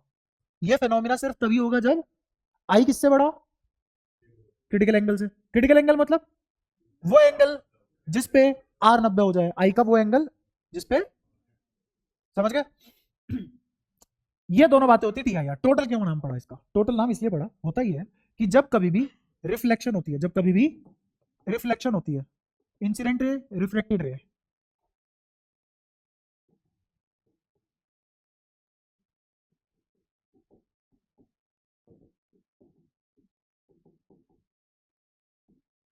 ये ट्रांसमिटेड रे जिसको तुम नॉर्मल के नाम से जानते हो, एनर्जी ऐसी कैसी ट्रांसमिट हो जाती है, ठीक है ना, तो वो रिफ्लेक्ट होती ना रिफ्लेक्ट होती, ट्रांसमिशन चल रहा है नॉर्मल, तो ये रिफ्लेक्टेड, ये रिफ्लेक्टेड। अगर ये शीशा है तो इसका रिफ्लेक्टिंग कोफिशिएंट ज्यादा होगा, इसलिए मोस्ट ऑफ द रे रिफ्लेक्ट करेंगे, लेकिन रिफ्लेक्शन जीरो नहीं कर सकते तुम, ये कभी भी जीरो नहीं हो सकती। तो ऐसे एनर्जी डिस्ट्रीब्यूट होती है तीनों जगह पे, ट्रांसमिटेंस में, रिफ्लेक्टेंस में और एब्जॉर्प्शन में, ठीक है। अब सुनना ध्यान से, हमेशा तुम्हें कभी भी मिलेगी कोई भी रे तो वो हमेशा पार्शियल मिलेगी। कैसी मिलेगी? क्योंकि ये 100% था, तो रिफ्लेक्शन के केस में ये 80% हो जाएगा, बाकी ये दोनों 20% रहेंगे। इसके कंपैरिजन में बहुत कम है, तो तुम्हें मोस्ट ऑफ द रेज वापस आती ही मिलेंगी। तुमने कभी देखा, पानी में देख रहे हो तो तुम्हें सतह भी दिख रही है पानी की और कुछ कुछ अपनी शक्ल भी दिख रही है, दोनों एक साथ दिख रहे हैं, होता है। कभी कभी ऐसा होता है, गाड़ी के शीशे में देख रहे हो, वो जो खिड़की वाला शीशा होता है, तो तुम्हें अपनी भी शक्ल दिखाई दे रही है, कुछ कुछ गाड़ी का अंदर का भी हिस्सा दिखाई दे रहा है, क्या दोनों हो रहे हैं? तो यहाँ पे भी कुछ रिफ्लेक्टेड पार्ट होगा, कुछ रिफ्लेक्टेड पार्ट होगा, कुछ ट्रांसमिशन होगा। अगर ये 100% एनर्जी है तो उस केस में ये डिस्ट्रीब्यूशन अभी भी रहेगा, कोई एक अकेला 100% कभी नहीं होगा। तो एनर्जी तीन जगह डिस्ट्रीब्यूट होती है हमेशा, किसी एक पॉइंट में सारी एनर्जी नहीं आती। क्लियर है? तो ये सब क्या चल रहा था, पार्शियल। क्या कभी भी रिफ्लेक्शन टोटल हो सकती है? रिफ्लेक्शन कभी भी टोटल नहीं हो सकती। इस केस में भी क्या रिफ्रैक्शन कभी भी टोटल हो सकती है? नहीं। लेकिन अगर मैं ये दोनों कंडीशन दे दूं नेचर को तो टोटल हो जाएगी। टोटल कैसे? इस रे की जितनी भी एनर्जी यहां पहुंची है, कोई भी एनर्जी बाहर नहीं जाएगी, सारी एनर्जी अंदर ट्रैप हो जाएगी और वापस रिफ्लेक्ट हो जाएगी। तो अगर इस रे के पास एनर्जी को 100% माना तुमने, तो इस रिफ्लेक्टेड रे में जो एनर्जी आएगी वो 100% ही होगी, इसलिए इसका नाम टोटल है। समझ पाए? तो अगेन, रिफ्लेक्शन में 100% एनर्जी का मिलना पॉसिबल है क्या? After after reflection. After refraction 100% energy का मिलना पॉसिबल है क्या? सिर्फ और सिर्फ जब TIR हो। है तो ये भी तो किसका केस है? रिफ्रैक्शन का ही तो केस है। उस रिफ्रैक्शन में ही क्या हो गई? रिफ्लेक्शन, वो भी 100%। अब सोचो, जो इसका नाम है रिफ्लेक्शन का, वो 100% उसी के फेनोमेना नहीं पाई जा रही। वो जो रिफ्रैक्शन फेनोमेना है जिसमें रिफ्लेक्शन नहीं मान के चलते, उसमें 100% रिफ्लेक्शन मिल रही है। हाँ, अब एप्लीकेशन बताऊंगा इसकी, पढ़ लिया अच्छे से, आगे समझ में? ठीक है। तो इस केस में मुझे ये बताओ, ये तो फील आ गई तुम्हें, टोटल नाम क्यों है, इंटरनल रिफ्लेक्शन नाम भी जस्टिफाई कर दिया, पढ़ भी लिया, होता कब है। अब इसमें लगाते हैं प्रिंसिपल ऑफ रिवर्सिबिलिटी, वो तो कामयाब है ना हमेशा। तो प्रिंसिपल ऑफ रिवर्सिबिलिटी क्या बोलेगा कि अगर कोई रे इंटरफेस के अलोंग आती तो इस ऑब्जर्वर को क्या वो क्रिटिकल एंगल पे इंटर करती दिखाई देती? कम आग रहे हो ना तुम रिवर्सिबिलिटी को, ये एप्लीकेशन रिवर्सिबिलिटी की। क्या ये रे यहां से आई, अलोंग इंटरफेस आई, कितनी दूर से आ रही है? इन्फिनिटी दूर से। एंटर कहां करेगी ऑब्जर्वर की आंखों में? तो आर बराबर क्रिटिकल हो गया, आई बराबर 90 पे। ये रिवर्सिबिलिटी है। एक तीर दो निशाने, एक तीर दो निशाने, ठीक है। अब इसकी एप्लीकेशन करते हैं। पहली एप्लीकेशन देखो, वो भी नहीं आती यार, तेरे को दिक्कत ये टू प्रिंसिपल लिख के दिखा, कभी ढूंढेंगे है ना, आज इसके ग्रामर फोड़ते हैं फिर। और जिससे तू बात कर रहा है उसके पास ग्रामर ही ग्रामर है भर के। अरे ग्रामर खत्म हो जाती है, फिजिक्स थोड़ी ना खत्म होती है। तो मैं कितनी भी फिजिक्स पढ़ लूं, ग्रामर हमेशा ज्यादा जानता हूं फिजिक्स के कंपैरिजन में। ग्रामर बहुत लिमिटेड है। फिजिक्स, हाँ फिजिक्स, फिजिक्स नेचर की ग्रामर है, और इंग्लिश ग्रामर प्रिमिटिव माइंड की एक प्रोडक्ट है, लैंग्वेज प्रोडक्ट है प्रिमिटिव माइंड का। प्रिमिटिव माइंड मतलब बक्से में बंद दिमाग, छोटा दिमाग। तो कितना भी पढ़ा लिखा हो जाए कोई, रहेंगे तो हम छोटी बुद्धि ना, और क्या। कौन से उपकार कर लिया अभी तक हमने? तेरी तो पक्का है, देखो जैसे तेरी बात है। यहां एक ऑब्जर्वर है, वो बाहर की दुनिया देख रहा है, ठीक है। अब वो बाहर की दुनिया कैसे देख रहा है? यहां से एक रे गई, वैसे इस डायग्राम को पहले यहां समझा देता हूं मैं, या फिर छोड़ो अगली स्लाइड पे देख लेंगे। यहां से एक रे भेजी, वो ऐसे चली गई, कुछ ऐसे चली गई। क्या हुआ यहाँ पे? दोनों partial reflection, partial reflection, partial reflection. अभी पढ़ा दिया ना, दोनों जगह एनर्जी बढ़ती है। अगर इस रे को यहां भेज देता तो तब भी यही होता। इस रे को यहां भेजता तो ये होता। इस रे को यहां भेज देता तो ये हो जाता। इस रे को यहां भेज देता तो ये हो जाता। ये तो सिर्फ एक तरफ की बात है, दुनिया 3D है। यहां पानी भरा हुआ है, यहां ऑब्जर्वर है, ऑब्जर्वर ने बाहर की दुनिया देखी, तो हर जगह पे साइड बनेगी ना। ये क्या हर जगह बनेगी? और यहां जो एंगल बनेगा वो एंगल कैसा बनेगा? 3D। तो एक कोण नहीं बना लेगा ये अपनी विजिबिलिटी का? बना लेगा। और अगेन तुमने रे इससे ऊपर भेजी है, तो तुम इसको सोर्स मान रहे हो, इसकी आंखों से लाइट निकल रही है और दुनिया देख रही है, ऐसा नहीं हो रहा। रिवर्सिबिलिटी लगाओ, बाहर से लाइटें आ रही होंगी और ये देख पा रहा होगा। बात समझ में आती है? या तो कोई परेशानी? श्योर, ठीक है। अब इसको बाहर की दुनिया देखनी है, इस ऑब्जर्वर को रोशनी बाहर से आएगी। तो अब अगले डायग्राम में देखो,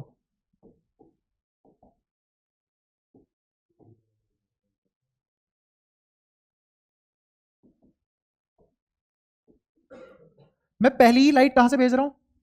एक लाइट आई पैरेलल टू इंटरफेस, तो वो इसकी आंखों में किस एंगल पे एंटर करेंगी? क्रिटिकल एंगल पे एंटर करेंगे। तो यहां जो एंगल बना,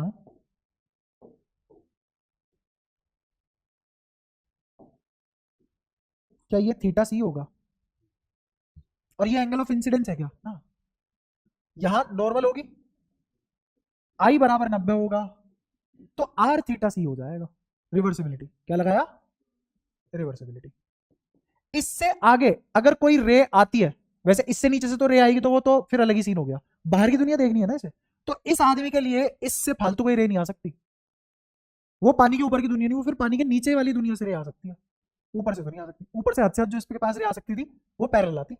इसको बोलते हैं ग्रेजिंग ऑफ लाइट। तो सरफेस से ग्रेज करते हुए अगर कोई लाइट आई, तो वो इसकी आंखों में किस एंगल पे एंटर करेंगी? बात समझ में आती है? और इसकी पानी से नीचे कितनी डेप्थ है? डी। कितनी डेप्थ है? डी। क्लियर हुआ? तो ये बाहर की कितनी दुनिया देख पाएगा, ये है हमारा सवाल।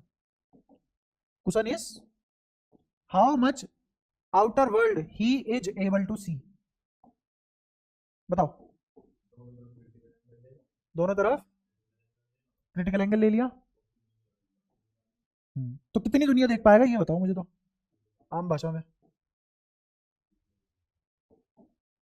जितनी जरूरत होगी। अच्छा, ये कोई जवाब नहीं होता।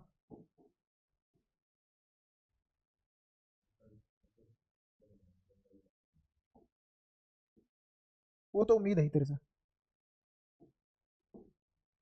एग्जैक्टली यही उम्मीद है, और ये भी उम्मीद है तेरे से। एग्जैक्टली यही है, और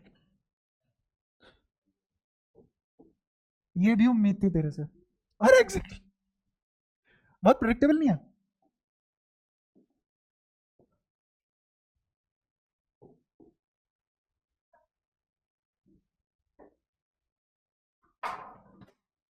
जिंदा रह जाएगा आज की दुनिया में? अच्छा, और कुछ जनाब? आओ चीजों को समझने की कोशिश करें। डायग्राम बना बहुत बढ़िया, है ना? क्योंकि मन नहीं कर रहा था पढ़ाने का, टाइम पास हो गया मेरा। खैर, इस पॉइंट से लेके यहां तक एक रेडियस बनेगा आर, और मैं जो भी देखूंगा इस कोन से देखूंगा, इस कोन की इस डिस्क के बाहर वाली दुनिया देखूंगा मैं, और मुझे कितनी दुनिया दिखाई देगी? सारी। यही मजे की बात है, बट वो दिखाई किसके थ्रू देगी? इस कोन के अंदर से। रीजन पता है क्या है? मेरे पास उस पॉइंट की भी इंफॉर्मेशन आ रही है जो इन्फिनिटी दूर है और क्रिटिकल एंगल पे एंटर कर रही है, तो मुझे बाहर की कितनी दुनिया दिखाई देगी? सारी। तुम्हें लगा बस इतना ही दिखाई देगा? नहीं, दुनिया सारी दिखाई देगी, क्योंकि ये जो लाइट आई है एक्सट्रीम पॉइंट वाली, जो तुम तक आ सकती थी बाहर वाली दुनिया से, वो ग्रेज करती हुई आई है इन्फिनिटी से। तो इस पॉइंट से भी तुम्हें बाहर की सारी दुनिया दिखेगी, बट किसके थ्रू दिखेगी?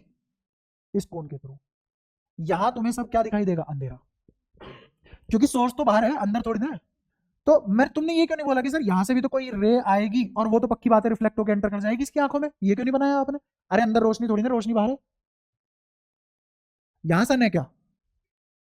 समुद्र के अंदर सन, इतना तो पता है हमें, तो इसलिए यहां से कोई लाइट यहां एंटर नहीं करेगी। क्या मैं क्लियर हूं अपनी बातों को लेकर? मुझे कितनी दुनिया दिखाई देगी? सारी। लेकिन दिखाई किसके थ्रू देगी? इस कोन के डिस्क के थ्रू। तो मैं अपनी दुनिया कितने रेडियस के कोन या एंगल से दिखाई देगी, वो निकाल सकते हैं। कैसे निकालेंगे? सुनना ध्यान से। अगर मैं इसका रिफ्रैक्टिव इंडेक्स 1 मान लूं, इसका रिफ्रैक्टिव इंडेक्स म्यू मान लूं, तभी तो ये डेंसर और ये रेयर बनेगा। 1 तो हमेशा ही रेयर होगा हर किसी के लिए। क्लियर है? तो मुझे बताओ, क्या यहां से मैं ये लिख पाऊंगा साइन थीटा सी बराबर 1/म्यू? अगर ये समझ नहीं आया तो मैं तुम्हें एक और बढ़िया चीज बताता हूं। मुझे बताओ, यहां जाओ, इसका रिफ्लेक्टिव इंडेक्स 1 ले लिया, इसका म्यू ले लिया, है ना? यहां मैथमेटिकल चीजें करना भूल गया। तो मुझे बताओ, क्या यहां से रिफ्रेक्ट करते टाइम तो ये नहीं लिखोगे म्यू साइन थीटा सी बराबर 1 × sin 90? तो साइन थीटा सी बराबर 1/म्यू, तो म्यू बराबर साइन, सॉरी 1/sin थीटा। बताओ दिक्कत क्लियर है? अगर मुझसे कोई बोल दे कि मेरा रिफ्रैक्टिव इंडेक्स √2 है, तो बताओ क्रिटिकल एंगल कितना बनेगा? 45। 45 से ऊपर टी आई यार, एक सेकंड में पता लगा, ऐसे निकाल देते लिमिट। लेकिन ये सिर्फ कब तक सही है? If other medium is vacuum. अगर दूसरे वाला वैक्यूम नहीं है तो जो भी पढ़ा है गलत है। कैसे समझो? मैंने यहां 1 और म्यू लेके चीजें निकाली है ना, पर मैं ऐसा भी तो कर सकता हूं ना कि इस मीडियम को क्या ले लिया मैंने? μ1, और इस मीडियम को क्या ले लिया? μ2। तो तुम क्या लिखोगे? μ2 साइन थीटा सी बराबर μ1 साइन 90। तो साइन थीटा सी किसके बराबर आ जाएगा अब आज के दिन? μ1/μ2। तो क्या मैं इसको ऐसे लिख सकता हूं, sine theta c equals to 1/μ2/μ1? क्या इसी को बोलते हैं रिलेटिव या फिर कंपैरेटिव रिफ्रैक्टिव इंडेक्स? अगर यहां पे इस μ1 की वैल्यू 1 है तो ये बात 45 पे है। अगर इस μ1 की वैल्यू 1 नहीं है तो ये बात 45 नहीं आएगी। अब ये भी समझ लेना, मुंह फाड़ के देख लेना, म्यू बराबर √2 है तो आंसर 45 ही है। सीबीएसई तक ठीक है वो, क्योंकि देगा ही ऐसे सवाल जिसमें दूसरे वाला हमेशा क्या होगा? वैक्यूम। एयर से एयर में जाएगा वो आदमी। लेकिन अगर एक रिफ्रैक्टिव इंडेक्स से दूसरे रिफ्रैक्टिव इंडेक्स में जाया जा रहा है, कोई सा भी 1 नहीं है, जैसे जैसे पानी से ग्लास में, ग्लास से पानी में, पानी से डायमंड में, एटसेट्रा, तो उस केस में इस वाले फॉर्मूले का इस्तेमाल करोगे तुम, इस वाले का नहीं। ये सिर्फ और सिर्फ कब है? जब दूसरे वाला वैक्यूम। ये कब है? जब दूसरे वाला वैक्यूम नहीं। होता क्लियर? यहां मुझे बताया, यहां मैंने सामने वाला क्या लिया हुआ है? वैक्यूम या एयर, और ये म्यू। तो मुझे बताओ, यहां से साइन थीटा सी कौन बराबर? और अगर यहां पे कुछ और आ जाता, μ1 होता और यहां पे μ2 होता, तो मैं यहां क्या लिख देता? μr। अब समझ में आया म्यू और म्यू आर कहां यूज करना है? क्लियर है? अगर यहीं पे ये क्या होता? μ1, ये क्या होता? μr। तो इन दोनों से जो मैं रिलेशन लिखता साइन थीटा सी का, वो किसके बराबर आता? 1/μr। दिमाग के कोने में याद रहेगी। यहां सिंप्लिसिटी के लिए मैंने क्या लिया हुआ है? 1। ओके, तो एक डायग्राम बनाओ, इसका नाम रखो थीटा सी। साफ साफ दिखाई दे रहा है, ये है परपेंडिकुलर, ये है हाइपोटेन्यूज, तो ये क्या हो गया? √μ² - 1। क्लियर? ठीक है। इस थीटा सी पे आओ, ये रेडियस आर, ये डी, तो ये कैसा है परपेंडिकुलर, ये कैसा दिख रहा है बेस। तो थीटा में अगर मैं इस वाले ट्रायंगल से टेन थीटा सी निकालू, तुम्हारे हिसाब से क्या आना चाहिए, परपेंडिकुलर अपॉन बेस। इस वाले ट्रायंगल से टेन थीटा क्या आएगा, tan theta c perpendicular upon. तो मैं जिस रेडियस से दुनिया देख रहा हूं वो आ गया। उसके लिए बस मुझे क्या पता होनी चाहिए, अपनी गहराई और अपनी दुनिया की ताकत, रिफ्लेक्टिव इंडेक्स, कि वो किस ऑर्डर से लाइट बेंड कर सकता है। ठीक है, अच्छा अब इसको उल्टा करो, रिवर्सिबिलिटी लगाते हैं, एक बार और रिवर्सिबिलिटी लगाया तो इसका मतलब पता है क्या है, कि यहां कोई बल्ब जला होगा और ये कोई स्विमिंग पूल होगा और उसने इतना एरिया इल्यूमिनेट किया होगा। तो find the area of illumination. तो एरिया ऑफ इल्यूमिनेशन का फॉर्मूला क्या आ जाएगा, रेडियस निकाल चुका हूं, पाई आर स्क्वायर मतलब डी, आ गया, एक सेकंड में आंसर आया। क्लियर हुआ, पहली एप्लीकेशन किसकी, तीर। तीर अगर सीधा आया तो मुझे दुनिया कैसे दिखेगी, तीर अगर उल्टा चला गया तो नीचे बल्ब से कितना एरिया इल्यूमिनेट होगा। बात तो यही है, इनको दो एप्लीकेशन बना के क्यों पड़ा, समझ गए। और तुम्हें यह भी पता है कि ये म्यू आर लिखते ही क्या बन जाएगा, कि यहां का रिफ्लेक्टिव इंडेक्स 1 नहीं था, तुरंत समझ जाना। आ रही है सारी बातें क्लियर। एक और एप्लीकेशन, ऑप्टिकल फाइबर सुने हो, बहुत बेच रही है आजकल दुनिया, किसके हिसाब से, नेट वगैरह में, कि हम ऑप्टिकल फाइबर यूज करते हैं, ये बैंडविड्थ आती है, वो बैंडविड्थ आती है, फलाना आता है, ढुमका आता है ना, क्या, हाँ हाँ। वही पढ़ा रहा हूँ, देखो कंडीशन क्या होती है तीर की, कहां से कहां जाना चाहिए मुझे, डेंसर से, महज बेतुकी की बात है क्योंकि मैं रिवर्सिबिलिटी जानता हूं, है ना। तो डेंसर से रेयर में होती है रिवर्सिबिलिटी लगा दी, तो रेयर से डेंसर में मैं ये देख सकता हूं टी आई आर इस तरीके से हुआ होगा। ठीक है, दोनों चीजें अपने पास, लेकिन हाँ कंडीशन इसी तरीके से तैयार होती है। पहली कंडीशन डेंसर से रेयर, तो मुझे बाहर क्या बनाना पड़ेगा, मटेरियल रेयर, अंदर क्या बनाना पड़ेगा, डेंसर। तो अंदर रखेंगे ग्लास, अंदर रखेंगे ग्लास, और उसके ऊपर एक कवर चढ़ा देंगे ऐसे मटेरियल का जिसका रिफ्लेक्टिव इंडेक्स इस ग्लास से कम हो, है ना। तो इस पे जो क्लैडिंग की जाती है उस क्लैडिंग का रिफ्रैक्टिव इंडेक्स किससे बड़ा होता है,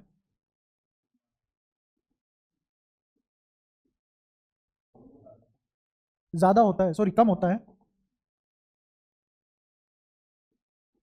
किससे, कोर से, ये कोर है। तो पहली कंस्ट्रक्शन फीचर क्या पता लगा मुझे, कि इसके बाहर एक परत चढ़ा देते हैं, कैसी परत होती है, इसका रिफ्लेक्टिव इंडेक्स छोटा होता है, किससे, इस ग्लास से। तो जब इसके अंदर लाइट एंटर करेगी तो इस वाले सरफेस पे क्या फील करेगी वो, कि ये डेंसर और बाहर वाला मीडियम रेयर है। क्लियर हुआ, ठीक है। अब मुझे सिर्फ इस पॉइंट पे टी आई आर चाहिए, हर पॉइंट पे टी आई आर चाहिए, ठीक है, इस पॉइंट पे टी आई आर हो गया, इस पे नहीं हुआ, लाइट बाहर, कौन सा फायदा, आगे की तो सारी किलोमीटर वाली तार खत्म है, क्या फायदा। ठीक है, ये इसकी एक्सिस होगी, ऑप्टिकल फाइबर की एक्सिस होगी। इस पॉइंट से एक इंसिडेंस रे एंटर करवाएंगे आप, मान लो इस तरीके से ये इंसिडेंट रे एंटर करी, इसने एंगल बनाया आई, इस पॉइंट पे गई, ये पॉइंट भूल जाओ, अब पता नहीं कहां बनेगा, जहां बनेगा वहां देखेंगे। ये एंटर कर गई यहां, ये अपने आप में किसका काम कर रही है, नॉर्मल का। ठीक है, ये एंगल क्या बना, आर। ठीक है, यहां पे ये वाला एंगल को बोल दिया थीटा। अगर ये थीटा थीटा सी हो गया तो टी आई आर होगा, वरना नहीं होगा। तो मुझे इसको थीटा सी से तो ज्यादा ही रखना पड़ेगा, थीटा सी से। अब मुझे ये कंडीशन पता लग जाए कि रे किस एंगल पे फेंकूं कि ये थीटा सी से बड़ा रहे, समझ रहे हो। ये एंगल तो 90 ही है, तो यहां से एक इक्वेशन लिखते हैं। मुझे बताओ आर बराबर क्या 90 माइनस थीटा लिखा जाएगा, बिल्कुल, आर बराबर पाई बाय 2 माइनस, बोलो कोई दिक्कत। मुझे इस थीटा को बढ़ा के किस लेवल पे लेके आना है, थीटा सी तक लेके आना है, कहां तक लेके आना है। तो मैं क्या करने वाला हूं, मैं यहां आई बढ़ाऊंगा, सॉरी थीटा सी बढ़ाऊंगा। थीटा कब तक बढ़ाना है, जब तक क्या ना बन जाए ये। तो मुझे बताओ जब मैं इस थीटा को बढ़ा के थीटा सी करूंगा तो आर पे क्या फर्क पड़ेगा, आर घटेगा, समझ आ भी रहा है? पक्का? तो क्या अब मेरा r किससे छोटा हो गया? बोलो कोई दिक्कत? पक्का? क्योंकि मैंने थीटा को क्या कर दिया है? थीटा सी कर दिया। बढ़ा के करेंगे, ठीक है? अच्छा, इतनी बात सबको झेले में आ गई? अगली बात देखो, ये आई और ये आर, आर क्या घट चुका है? अगर आर घटा है तो आई पे क्या फर्क पड़ेगा? एक का है कुछ फर्क नहीं पड़ेगा, एक का है और मुझे पता है बेचारा ये घटेगा। क्यों पता है? क्योंकि म्यू साइन थीटा कांस्टेंट होता है। बप्पा, यहां से यहां आ रही है लाइट, ये म्यू वन मान ले, म्यू टू मान ले, यहां लिखूंगा mu one sine theta i, यहां लिखूंगा mu two sine theta r. तुमने आर कम कर दिया तो आई को भी तो दादा कम होना पड़ेगा, तभी तो इन दोनों का रेशो भी फिक्स रहेगा।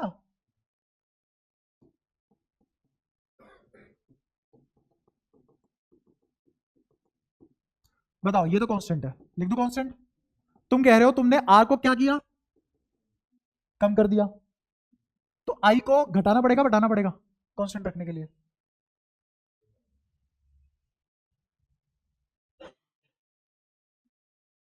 सोच समझ कर आंसर करना, चीजें बहुत आसान है, तुम बहुत जल्दी कंफ्यूज हो जाते हो। बढ़ा दो कि घटा दो? कुछ मत करो, कांस्टेंट रहेगा ये। आज तुम में ना तेरे रहते बजाने का मन कर रहा है मेरा, कल तो एक डेढ़ हफ्ता हो गया, मारने का तो मन कर ही रहा तुम्हें, रोक ही रहा हूँ बस। अबे इधर देखो, एक्स बाय वाई है, मैं कह रहा हूँ 5 है, तो 5 कब कब आ सकता है भाई साहब? ये 10 हो जाए, नीचे वाला 2 हो जाए, ऊपर वाला 50 हो जाए, नीचे वाला 10 हो जाए। अरे तुमने ऊपर वाला बढ़ाया, नीचे वाले को बढ़ाना पड़ा, तभी तो कांस्टेंट रहा। अच्छा, मान ली ऐसा भी तो हो सकता है, ये 5 और ये 1।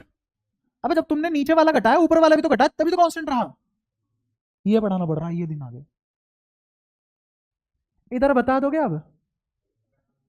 आर घटेगा तो साइन आर ओवरऑल, क्योंकि थीटा घटने पे साइन घटता है, तो ऊपर वाले आई को भी तो घटाओगे यार, तभी तो रेशो फिक्स रहेगा। तो आई घटेगा बढ़ेगा? घटेगा। पता नहीं क्या यार, बाहर भी पढ़ रहे हो और आर घटेगा तो आई को घटाने का मतलब इसको ऐसे लाओ ऊपर की तरफ, समझ आया? अब मान लो आई घट के घटता घटता कितना हो गया? आई नोट हो गया, समझ आया? ठीक है, तो आर भी तो घटता घटता कोई एक स्पेसिफिक वैल्यू ले लेगा, आर नोट, और यहीं पे थीटा बढ़ता बढ़ता कोई एक वैल्यू ले लेगा जो होगी थीटा सी। क्या बात क्रिटिकल कंडीशन पे आ चुकी है? आ चुकी? फॉर्मूला लगाओ। अगर मैं इसको म्यू वन को 1 ले लूं और इसको म्यू ले लूं, तो मुझे बताओ 1 साइन आई नोट किसके बराबर लिखा जाएगा? म्यू साइन आर, आर कितना? पाई बाय 2 माइनस थीटा। अगर मैंने इसको थीटा सी कर दिया तो ये आर नोट हो जाएगा, और अगर थीटा सी से भी बड़ा कर दिया एंगल तो r naught pi by 2 minus theta c से छोटा हो जाएगा। इफ थीटा बड़ा कर दिया तुमने थीटा सी से, तो मेरा आर छोटा हो जाएगा pi by 2 minus theta c से। इसको एज ए रेफरेंस ले लो, पाई बाय 2 माइनस थीटा सी की वैल्यू को एक रेफरेंस ले लो।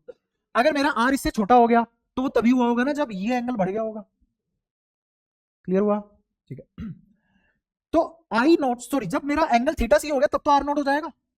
आर नोट मतलब आर की वो मिनिमम वैल्यू जिसपे टी आई आर हो जाए, और आर नोट होते ही आई नोट हो जाएगा, वो मिनिमम वैल्यू ऑफ इंसिडेंस जिसपे आर नोट ऐसा बने कि यहां का थीटा थीटा सी बने। ऐसे चल रही है पूरी चेन, समझ पा रहे हो? अगेन जैसे ऑप्टिकल फाइबर पढ़ाता हूँ इस तरीके से नहीं पढ़ाई जाती, इसमें बस बताया जाता है दोनों दोनों टी आई आर होता है, खत्म बात। मैं तुम्हें एग्जैक्ट एंगल निकाल के दे रहा हूँ। आओ निकालते हैं, यहाँ कितना लिखा जाएगा? Pi by 2 minus r note.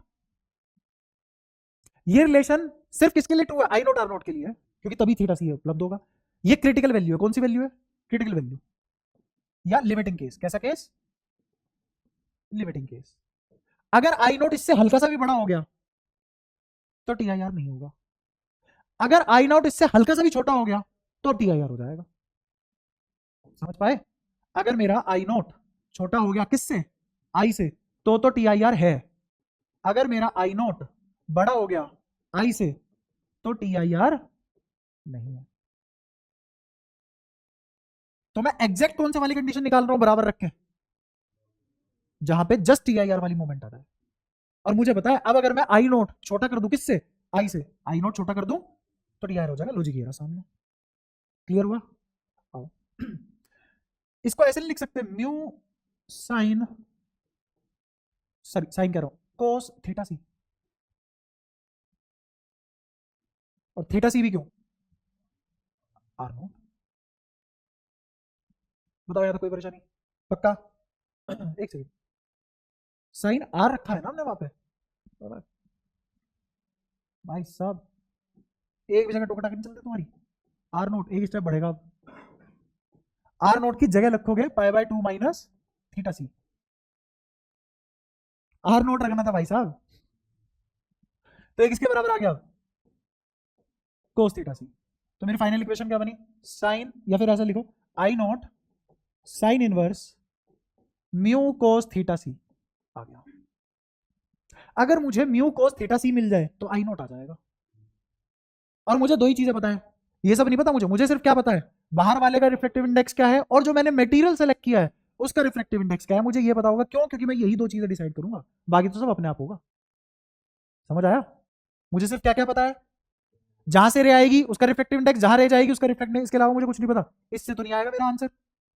भगवान थोड़ी ना हर एंगल हर इस चीज का थीटा सी पता होगा, अंदर जाके यहां बनेगा थीटा सी। इतनी गहराई में जाके कौन थीटा सी निकाल के आएगा भाई साहब? मटेरियल खोद के, मटेरियल खोद दोगे यार आ जाएगी वहां। समझ पा रहे हो? प्रैक्टिकली पॉसिबल नहीं है, बट फिर भी हमने पॉसिबल किया। समझना कैसे, हमने एक ट्राइंगल बनाया है, तो क्रिटिकल एंगल ही है ना। और मुझे पता है अगर ये थीटा सी है तो sine theta c 1 by mu होता है, और 1 बाई म्यू का मतलब ये होता है, तो ये म्यू स्क्वायर माइनस 1 आएगा। क्या ट्राइंगल पता लगा कहां से बना? क्रिटिकल एंगल पे ट्राइंगल बनता है। क्लियर हुआ? यहां से कोस थीटा सी निकालो, क्या आएगा, बेस अपॉन परपेंडिकुलर। तो cos theta c is equal to mu square minus 1 base upon hypotenuse 1। बात समझ में आती है? क्लियर हुआ? तो रख दो इसकी जगह आई नॉट साइन इनवर्स, बाहर म्यू, अंदर म्यू स्क्वायर माइनस 1। क्या मुझे जो पता था उसके टर्म में आंसर आ चुका है? हेंस हमने जो इम्पॉसिबल था वो पॉसिबल कर लिया है बिना गड्ढा खोदे, क्योंकि गड्ढा खोदने पे एयर आती। तो हमारे पास एक ऐसा एंगल है जिससे छोटे एंगल पे अगर मैंने इस आई नोट से छोटे एंगल पे अगर मैंने रे डाल दी तो अब सदैव ही TIR होता रहेगा। क्योंकि अब TIR क्यों होगा, यहां पे एक नॉर्मल बनेगी, यहां भी एंगल कितना बनेगा, क्योंकि रिफ्लेक्शन रिफ्लेक्शन में आई बराबर है। तो अगर ये थीटा सी है तो ये भी थीटा सी, ये भी थीटा सी, ये भी थीटा सी। क्या आगे भी बात थीटा सी और थीटा सी, उससे आगे भी थीटा सी और थीटा सी बनते रहेंगे? अब सुनना, अगर मैंने इसको आई नोट ले लिया, या फिर इस वाले को मैंने किससे छोटा लिया, आई नोट से छोटा ले लिया, इसको किससे छोटा ले लिया, तो ये एंगल किससे बड़ा हो जाएगा, ये भी एंगल किससे बड़ा हो जाएगा, ये भी एंगल किससे बड़ा। क्या अब इनफाइनाइट तक TIR चलता रहेगा? Application of TIR। समझ आया? इस तरीके से एक लाइट को ट्रैप करके तार में दौड़ा दिया हमने, और उस दिन भगवान हंसा कि इंसान ने समय खरीद लिया है। सच है ये बात? हाँ, जिस दिन ये हुआ उस दिन इंसान ने टाइम खरीद लिया। अब तक लोग पैसा कमाते थे, जिसने इसकी खोज की है उसने टाइम कमा लिया। अभी समझ में ही नहीं आई होगी कि क्या बात चल रही है, कैसे हुआ। जैसे एग्जांपल छोटा सा, मैंने तुझे व्हाट्सएप पे हाई लिख के भेज दिया, हेलो लिख के भेजा, हाई पसंद नहीं आने को, ठीक है भाई हेलो, इसको हेलो लिख के भेजा, वो क्या इसी को ही गया और एक मैसेज लिखा आया, chat of this conversation is end to end encrypted. होता क्या है, ये सब वायर्स समुद्र के तल से होके आती हैं, क्योंकि आसमान में से ले जाएंगे 36 चीजें हो सकती है, तो इसीलिए पानी के अंदर से ये वायर डाली हुई है, इनके ऊपर रबर चढ़ा के। ठीक है, तो अब जैसे ही मैंने हाई भेजा, जिस मोमेंट मैंने यहाँ टाइप किया उसी मोमेंट इसके पास गया है। ये तब पॉसिबल है जब ये यहाँ बैठा है, दुनिया किसी कोने में तुरंत आ जाएगा वो मैसेज, तुरंत आता उसी सेकंड, क्योंकि लाइट के लिए कोई भी दूरी ज्यादा नहीं होती। पूरे सर्क्यूमफेरेंस का अर्थ का 7.5 बार चक्कर लगा देगी लाइट एक सेकंड में। तो जिस मोमेंट तुमने टैप किया सेंड, उसी मोमेंट आ गया message, because of optical fibre. अच्छा, अब पूरी दुनिया ने ये सब chat, text, Facebook, Instagram, social media सब बनाया, तुम सब यूज कर रहे हो, एक पैसा नहीं देना पड़ता, सब फ्री है। और बिल्डिंग की बिल्डिंग, टीम की टीम, दुनिया की दुनिया, सॉफ्टवेयर के सॉफ्टवेयर इंजीनियर जो जो 2-2 3-3 करोड़ रुपए सैलरी लेते हैं साल की, वो सीईओ जो 400 करोड़ सैलरी लेते हैं साल की, वो सब मिलके तुम्हारे लिए फ्री में काम कर रहे हैं क्या? ऐसा करने से उन्होंने क्या खरीद लिया? तुम पूरा दिन वहीं टंगे रहते हो, उन्होंने तुम्हारा समय खरीद लिया। उन्होंने पैसा टारगेट किया ही नहीं। They're targeted your lifetime span, और अब तुम गुलाम हो उनके। मैं छोड़ो, तुम छोड़ो भाई साहब। मान लो जैसे अब तो एजुकेशनल कुछ कंपनीज है, जैसे बड़े बड़े प्लेटफॉर्म हो गया, अकेडमी हो गया, पीडब्ल्यू हो गया, है ना, और भी जैसे और कौन कौन है, एक करियर विल भी नया आया, उसका प्लेटफॉर्म हो गया, है ना। तो ये सब ऐसी ऐसी कंपनी है जिनकी वर्थ 3,000 करोड़, 8,000 करोड़, एक तो शायद अभी रिसेंटली पढ़ा था कोई आर्टिकल, शायद अब पीडब्ल्यू 40,000 रुपए करोड़, 40,000 रुपए करोड़ की कंपनी है। एक एक टीचर, एक एक मैनेजर, उसका खुद का मालिक, जाके देख लो, जो यूट्यूब की एल्गो है शॉर्ट्स की, उसके गुलाम है सारे। माने वो कंटेंट उसी तरीके का बनाते हैं जिससे शॉर्ट वायरल हो जाए। प्रिपरेशन चलती है इस चीज की प्रिपरेशन लगती कि ये क्या पढ़ाना है, क्या होना चाहिए। उन्हें पता है कि अगर इतना पैसा हम इन्वेस्ट कर रहे हैं तो उतना पैसा रिटर्न में भी तो चाहिए। ऐसा हो सकता है कभी वो आदमी तुम्हारे लिए हमेशा से फ्री में काम करता रहा और आज उसने 40,000 करोड़ कमा लिए? पॉसिबल है क्या ये? पागलों वाली बातें हैं सब, ये सब है तुम्हारा पागल बनाना। वो आदमी जो पूरे एंटायर एजुकेशन सिस्टम का पागल बना सकता है, वो खुद किसका गुलाम है? उसका जिसने ऑप्टिकल फाइबर जैसी चीज बना डाली, एल्गोरिदम। जिस एल्गोरिदम पे यूट्यूब काम करती है, उसका आउटपुट कैसे आता है अच्छा, उस एल्गोरिदम के गुलाम है वो सब। कंटेंट ही उसी तरीके का बनाते हैं जिससे एल्गो काम करे। तो इसलिए बहुत खतरनाक चीज थी। तुम रिलेट नहीं कर पाए, बट उनकी मंशा यही थी, जो हो भी रही है पूरी, और तुम कुछ कर भी नहीं सकते, जान के भी तुम कुछ नहीं कर पाओगे। मजे की बात ये है।